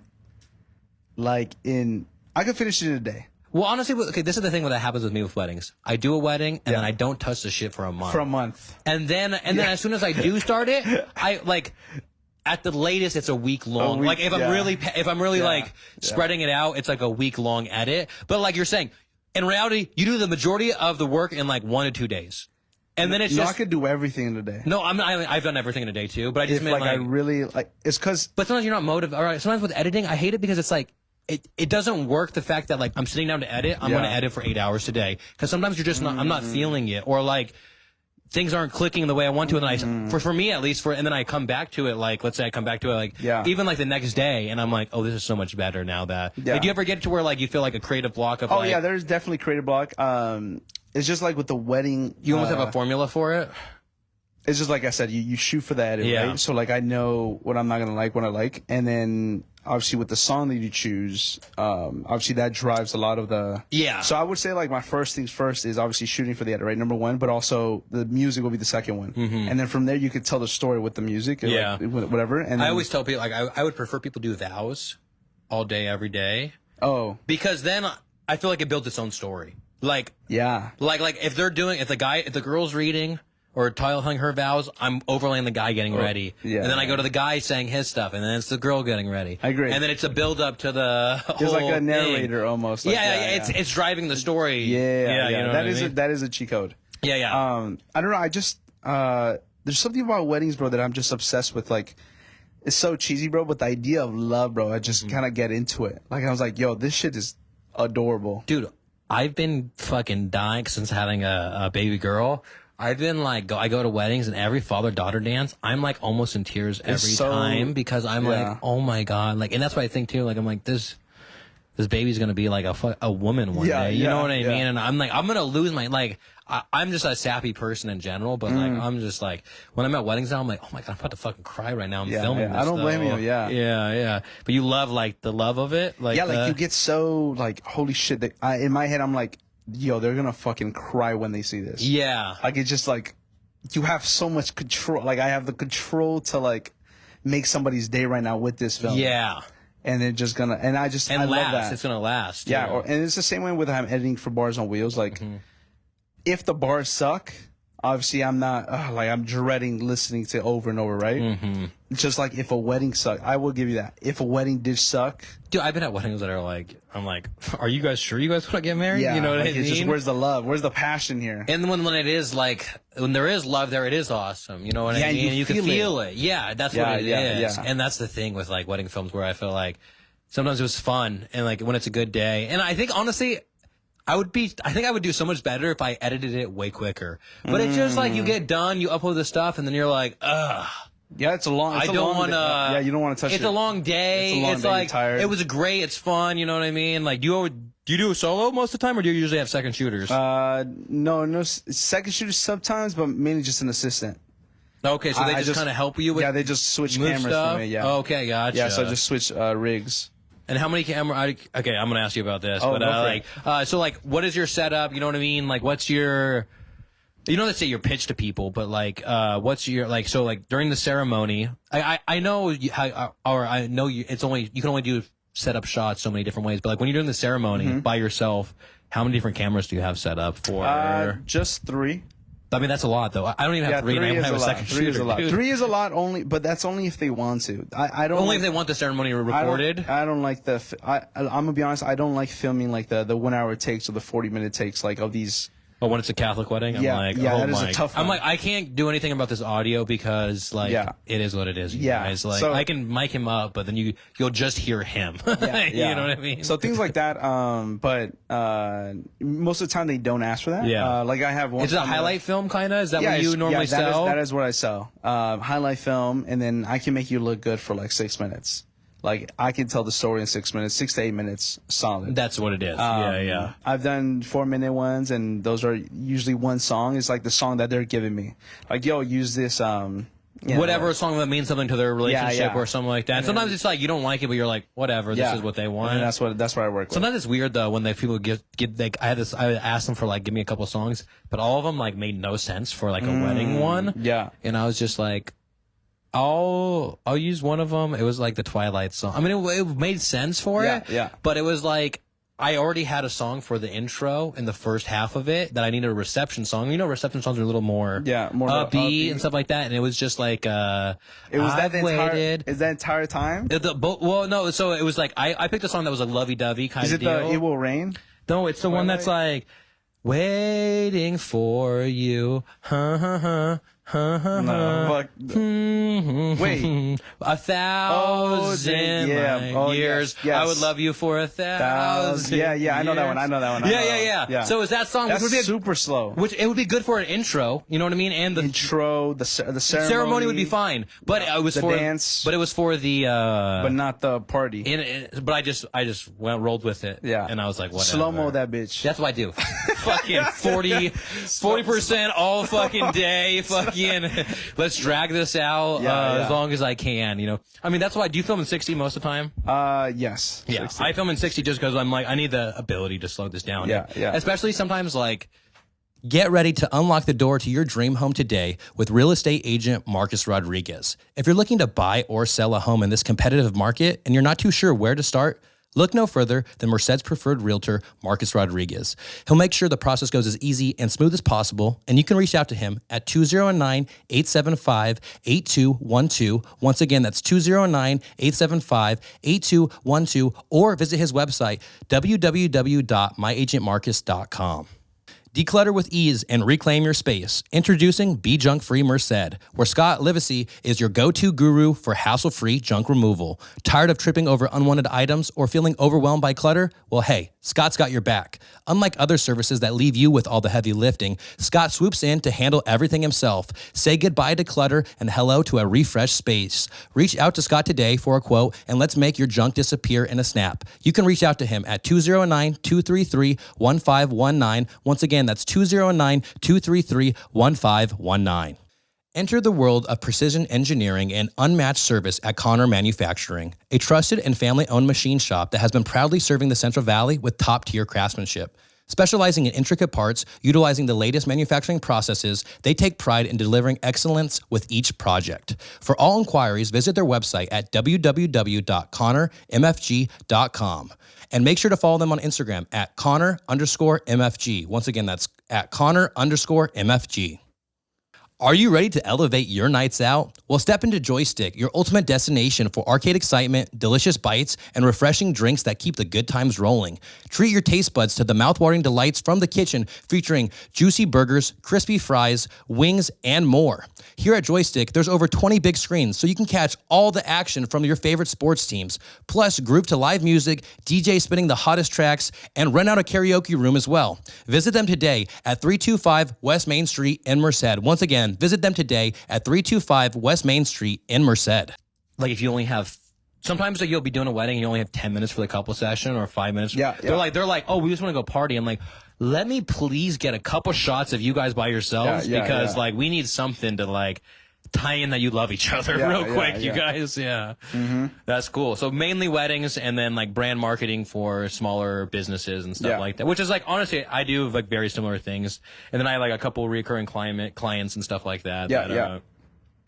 That are really good to me and that I appreciate, you know what I mean? Know. And so, but so it's funny because like I was always like, how am I going to get clients and stuff like that? And it's like my podcast is a self-promotion for myself. So like my podcast, like I feel like I never post my content. I never post my video work. Like you have a personal page, right? I have this Central Valley Podcast is my personal page. My personal page. Oh, okay. Because I have my old page. My old page is out there. It's Micah Diele, my first and last name. No one else has it. But I got locked out of it, and so I can never get back into it. Then I started Micah.Diele was my first one, then Real Talk and whatnot, and now it's Central Valley Podcast.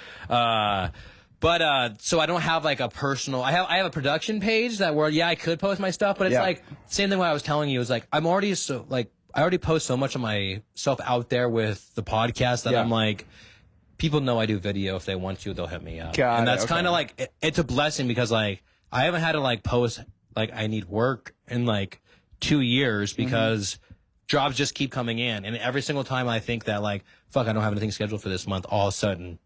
Something comes up. Always.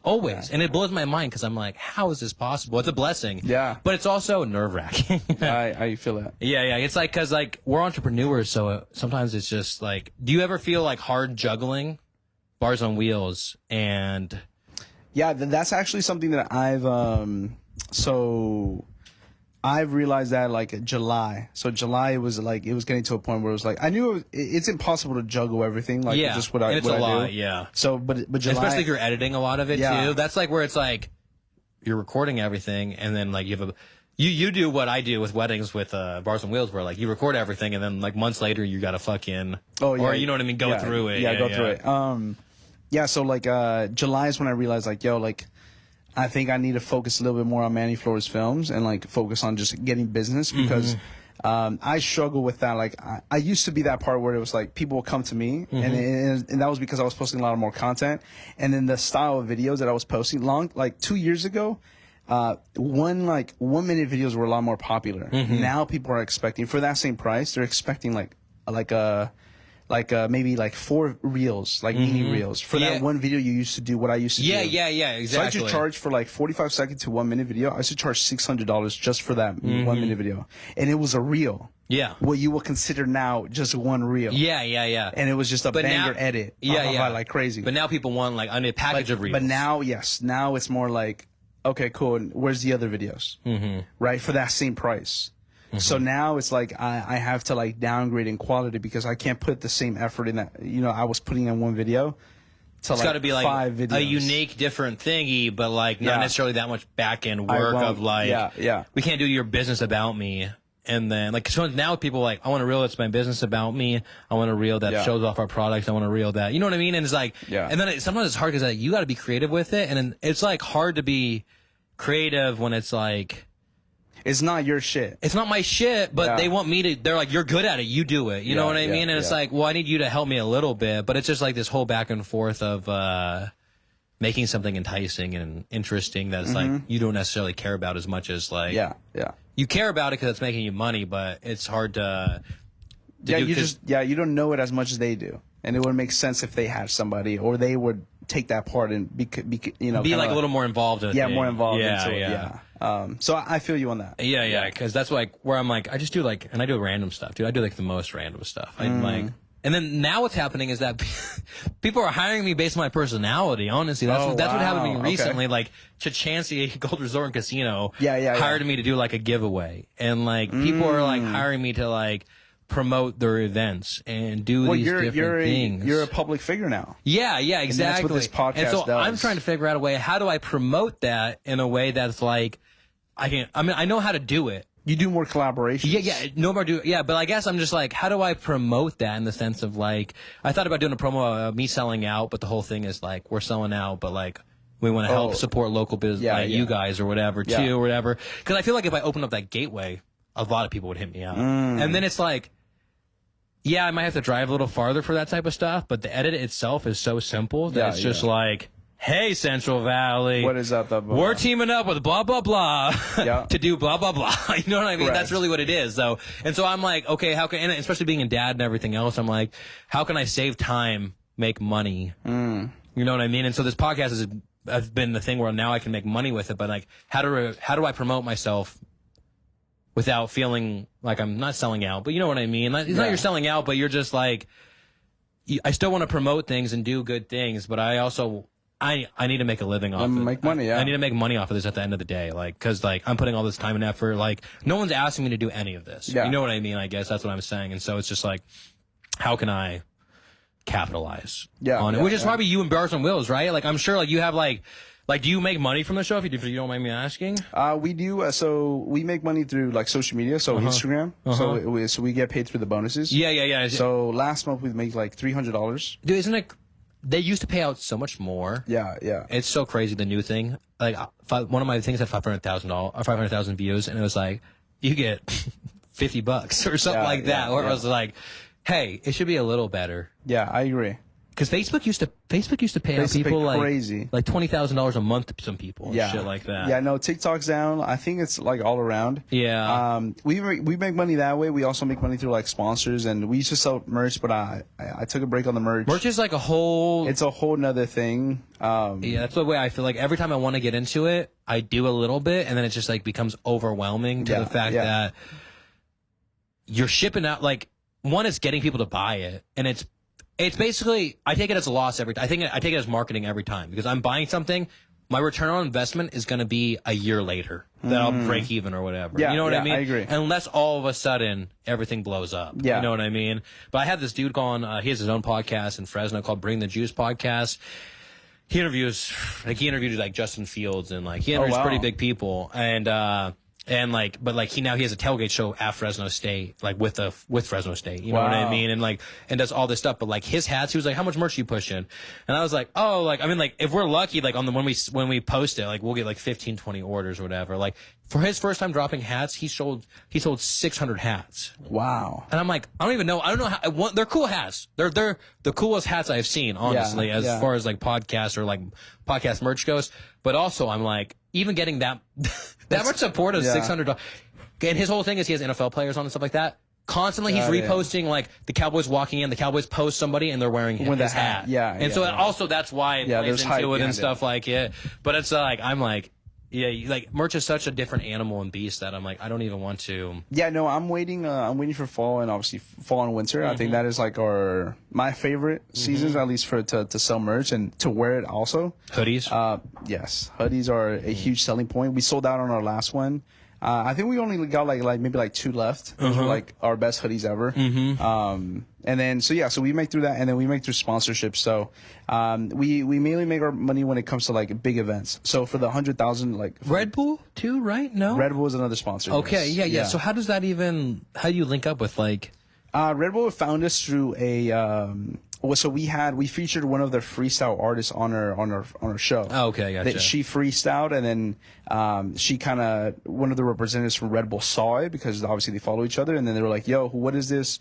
I would love to introduce it to Red Bull Batalla, which is a Spanish battle rap freestyle show platform." They're at 4.8 million, 4.4, something like that. And then they reached out to us. They're like, "Hey, we would love for Bars on Wheels to come out this weekend, number one, but also create content with some of our artists to represent LA and bring in a little bit more of the English audience to that event, whatever."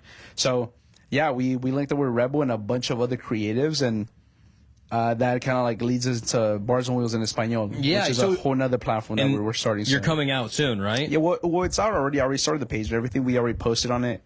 Our first video. And you think it's important to make 2 different pages for it out of curiosity? Or, because I feel like you could almost post on the same. Well, I'm sure that's crossed your mind. I am before. posting on the same. Okay. Just because it's a collaborative Okay, post. gotcha. But there's going to be different hosts, at some different events. Gotcha. Different announcements. And you're not going to post you wouldn't post all the content that you would film for it on Bars on Wheels, but to be able to have that content, right? I'm not saying I'm sure you'll post some stuff on the page itself as well. Yeah, that. Once it gets to a certain following, that it will exist on its own. Yeah. It wouldn't depend on the original Bars on Wheels page to exist or to cause movement. But at the moment, our first 2 posts are great. They're great posts. But we're gonna do the same method, same strategy I did with Bars on Wheels, but in Espanol. Now I actually think it's gonna go a lot faster than it did before, than Bars on Wheels did. I actually think it has the potential of going faster. Well, I think when you get a community it's pretty niche, right? In the sense of or the Mexican community in general. I feel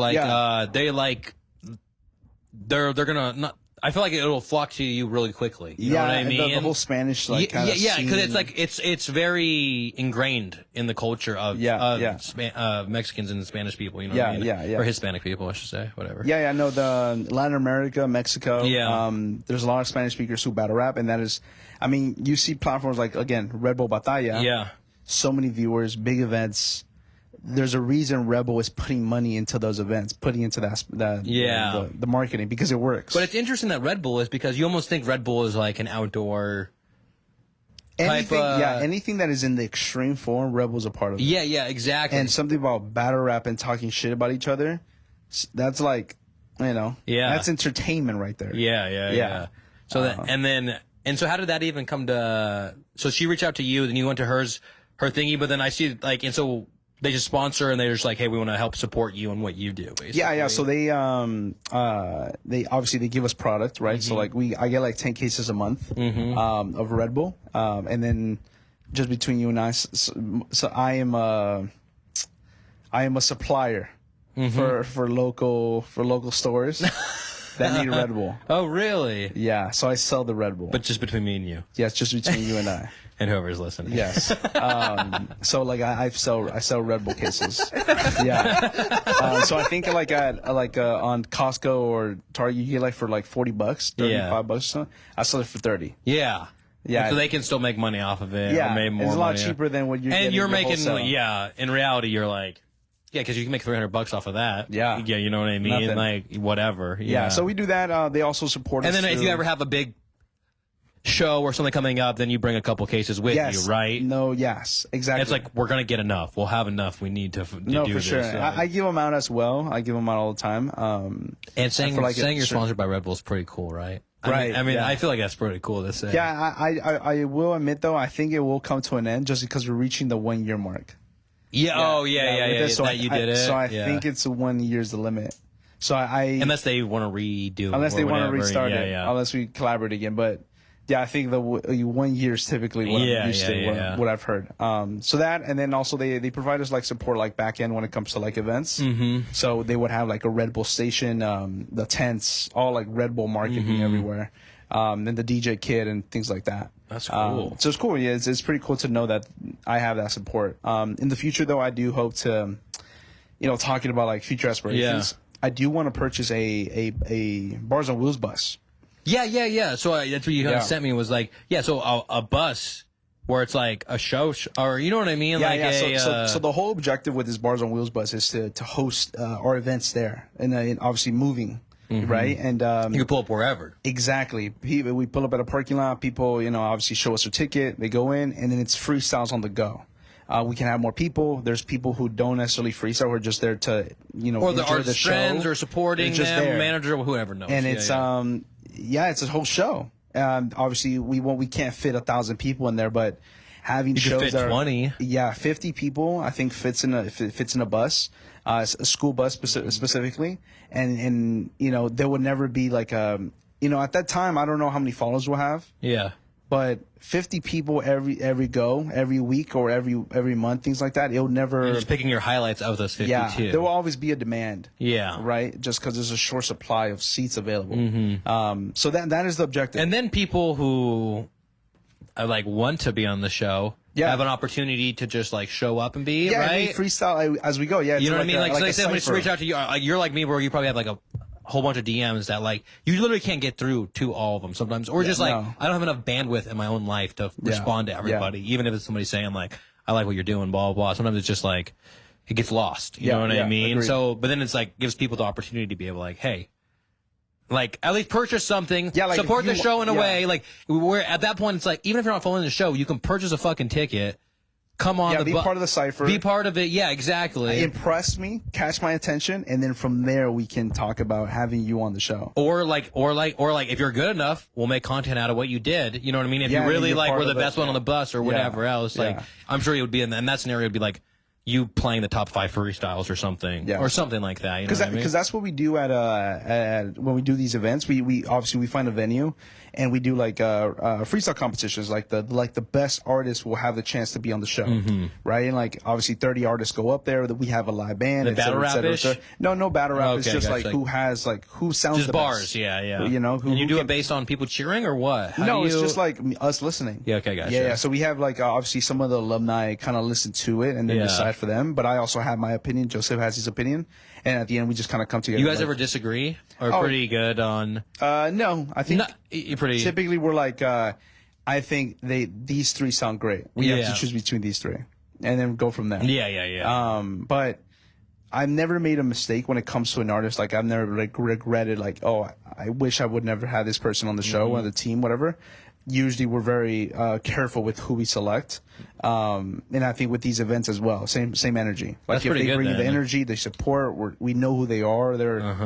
They're consistently supporting us. It just means something, and they really want to be a part of it. So it just makes sense for me to, bring them on. Yeah, and so, but the bar. So real quick, BARZ on Wheels was founded. Or in Bakersfield, is that correct? You thought of it in Bakersfield? Yeah. Did you start out with artists there trying, or no? Yes, I did, but it was a short supply. Yeah, which is short supply, and every city has a few good ones. You know what I mean? Yeah, and then but then you can only do so much, especially in LA. It's people are traveling far and wide to go there to do that.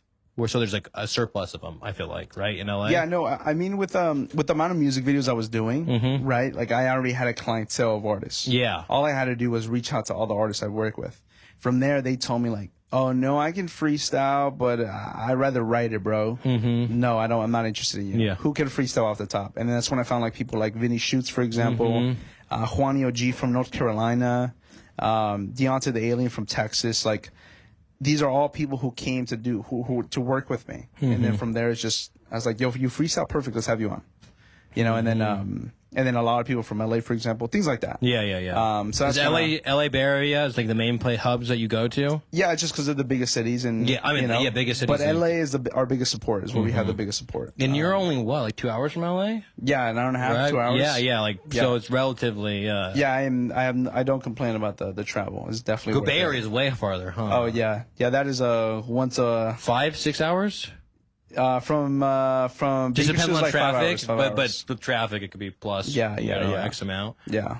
Damn, Yeah, bro. The growth is a lot of big things coming for Bars on Wheels. that's awesome, dude. Yeah. I'm glad, and it's cool to see other things. Like I like that, like you still like Bars on Wheels is known for what it's known for, but like you still are like, I'm from Bakersfield, California. Like, you know what I mean? I just love when people rep like where they're from, because it's like people don't expect a Bars on Wheels rap show to be born in Bakersfield, California. You know what I mean? Don't, yeah. People don't expect that. That's like people think, oh, they think, oh, it's in California, it's gonna be like LA, Bay Area. You know what I mean? And that's why like I just love having people on like you. That's like, hey, like these are people who are out there doing it. You're figuring out a way. You know what I mean? And that's all I'm doing. I'm just trying to figure the shit out. Yeah. And I think that's like at the end of the day, all of us entrepreneurs are like, That's the best you can do. and people yeah. like may see our platforms and they're like, those people have made it, and we're like, we gotta fucking make it. You know what I mean? Yeah, like, and then in the sense of like we're doing everything we can to do it, but like it's fucking like we're both so much farther than what we thought we would be, but also it feels like we have so far to go. Yeah. Like I mean, like I'm so proud of like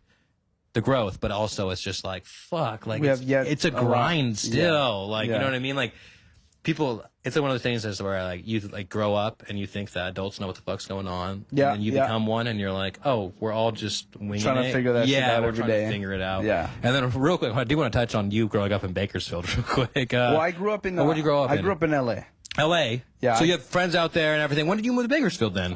When I was a sophomore in high school. So a big change for you, Yes, dude. So yeah. So take me through that. You come from LA to Bakersfield, which is the giant change, Yeah, right? it's a giant change, but I think that is very much necessary. Mm-hmm. I think when I left, it was perfect time. LA. When I left university, it was perfect time. Mm-hmm. Like it's just, I'm really lucky. Mm-hmm. Like I'm really lucky, just like my decisions and like kind of how life played out. But yeah, I left. Once I finished like my freshman year, it was difficult, but I said my goodbyes. But I became a whole different person when it came to the new high school when I was at, and I became the #1 student. Mm-hmm. And I was just dominating, bro. I was just dominating. I Probably way more competition in LA with like. Yeah, no, I was introduced to a whole nother demographic. Yeah. At the school I was going to, it was a public school, so there was a lot of like black and brown students. Yeah. So that's all I knew. Yeah. I didn't know whites. I didn't know Asian, Indian, none of that. Really, Hmong? I feel like there's a lot of Hmong in Central Valley. You know Hmongs? I don't know. Point is, I was introduced to so much, and then that kind of warmed me up for like when it came to UC Berkeley and like real diversity. Yeah. But yeah, bro, that transition was not as difficult as you would expect, but not as big or like. But I was really happy. But it it happened. impacted you in a good way. Yeah, it was fucking great. I love Bakersfield. Yeah, and so can you talk on that a little bit? Why you like Bakersfield? Well, I love Bakersfield. No traffic. Mm-hmm. Prices are great. Mm-hmm. I aim to buy a house in Bakersfield soon with my family. Centrally located, where like you like to go in LA, but Yes, it's not giant mission, like not like a because from LA from here is like it's 5 hours. Like you're not the end of the poles. You're not the poles. You're right in the middle. And Yeah. it's, obviously, of course, like the weather sucks. Like the hot summer weather. sucks. The summer But sucks You specifically. get accustomed to it, and it doesn't become so Hey, bad. this last summer though, right? It was a little. It was crazy. a little bearable, well, a little unbearable. I mean, like, because I was like, because last summer was really windy during the summer, and I was like, oh, this is really nice. And this summer, I was like, It was just dry. 110 for like. It didn't go under 100 for like a month, you know what I mean? So I was like, fuck, this is really No, I hear you. Yeah. hot, you know what I mean? Yeah. But It was cooking. We're on the end of it. We're Yeah, getting we're at out the of end. here, man. We're I getting see out the of this finish summer. line. Yeah. That's cool. So I always think, so Bakersfield has the Fox Theater, right? Yes. It looks identical to the Merced Theater. Have you seen the Merced No, Theater? I haven't. I'll just show up and show you here, and I'll just add a photo later. The Merced Theater. I don't like that name. I think they definitely could have come up with a better name for it. Because imagine the Bakersfield Theater. That just sounds so boring. Hey. But the Central Valley does very questionable things on a lot of things. I always tell people that. I'm always like, you would think that like some things would make sense here. Hold on, I gotta find it. I'm just finding a dope ass drone shot I shot of it. But I saw, so there's this cool dude, classic Instagram where I don't know their name until they pop up. You know what I mean? There's this cool ass videographer I follow from Bakersfield though. Yeah. He does a lot of cool like film work. Who? I'm subscribed to his YouTube channel. So I found him on YouTube one time. Okay. And I was just like, damn, this is dope. Film work. ES Visuals, S the Shooter, EQ Visions. Okay. Hold on, I'm going on my, it's gonna be somewhere on my YouTube subscriptions. I'm subscribed to like 100, but okay. It's enough for me to be able to go through it.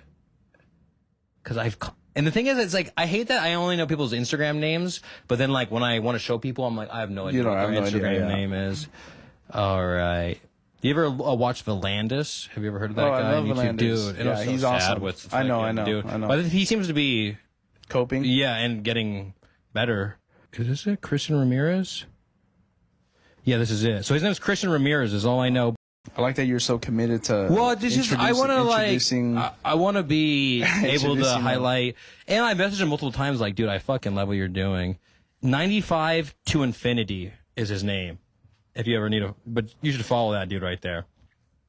His photos look good. Dude, his photos, his videos are good, like very good at storytelling. From Bakersfield, California. Yeah, and so he posted so Merced Theater is what we originally got talked about. The thing is, I want to show you my video of it, so it's taking longer. I could just look up Merced Theater, but we're almost there. All right, here we go. But doesn't that look very similar to Fox Theater? Oh yeah, it does. Like almost identical. And then I wonder what came first. Merced did it because I looked at it. That's my first thought was like, which one of these was first? Because I feel like the other one was almost like a low-key copycat. Damn, that's a copycat. Hey, but at least you guys have a name for yours, Fox Theater. That's cooler than. But yeah, so when I post like that video, hella comments are negative. You know what I mean? And so it's just like hella annoying that like. Yeah. You know what I mean? But I just think, like, so you weren't from here, so I like that you're not from, I mean, you're not born and raised in the Central Valley. You know what I mean? Where, like, people born and raised in the Central Valley sometimes. Forced to adapt. You were forced to adapt, but you learned to like. I love it. Yeah, exactly. Yeah, no complaints. Yeah, that's awesome. Other than the heat. But no, I'm used to it. But yeah, exactly. And it's like, you're centrally located. I was wondering, like I get it. Like, there's better places that you live, yes, but are they affordable? Not in California. Questionable. Not in fucking California. Yeah, so. Manny, how can people support your show? How do they follow you? What's more information about what you do? You guys can find us on all platforms. BARZ on Wheels, BARZ with the Z. And yeah, that we are the only freestyle on wheels. We're live performances where we offer live performances, off the top freestyles. And we hope to hit 100,000 followers real soon. You're gonna want that.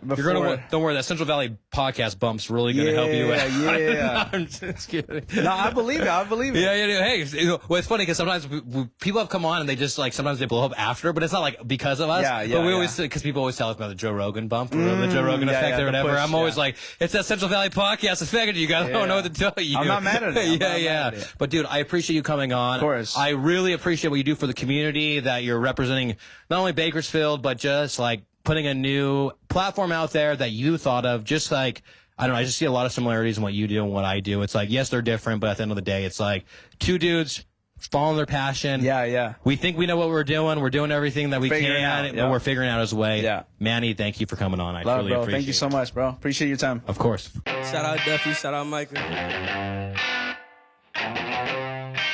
This is it. Central Valley Podcast. Hey, big shout out Central Valley Podcast. You know I had to fuck with it. Hey, shout out Central Valley Podcast.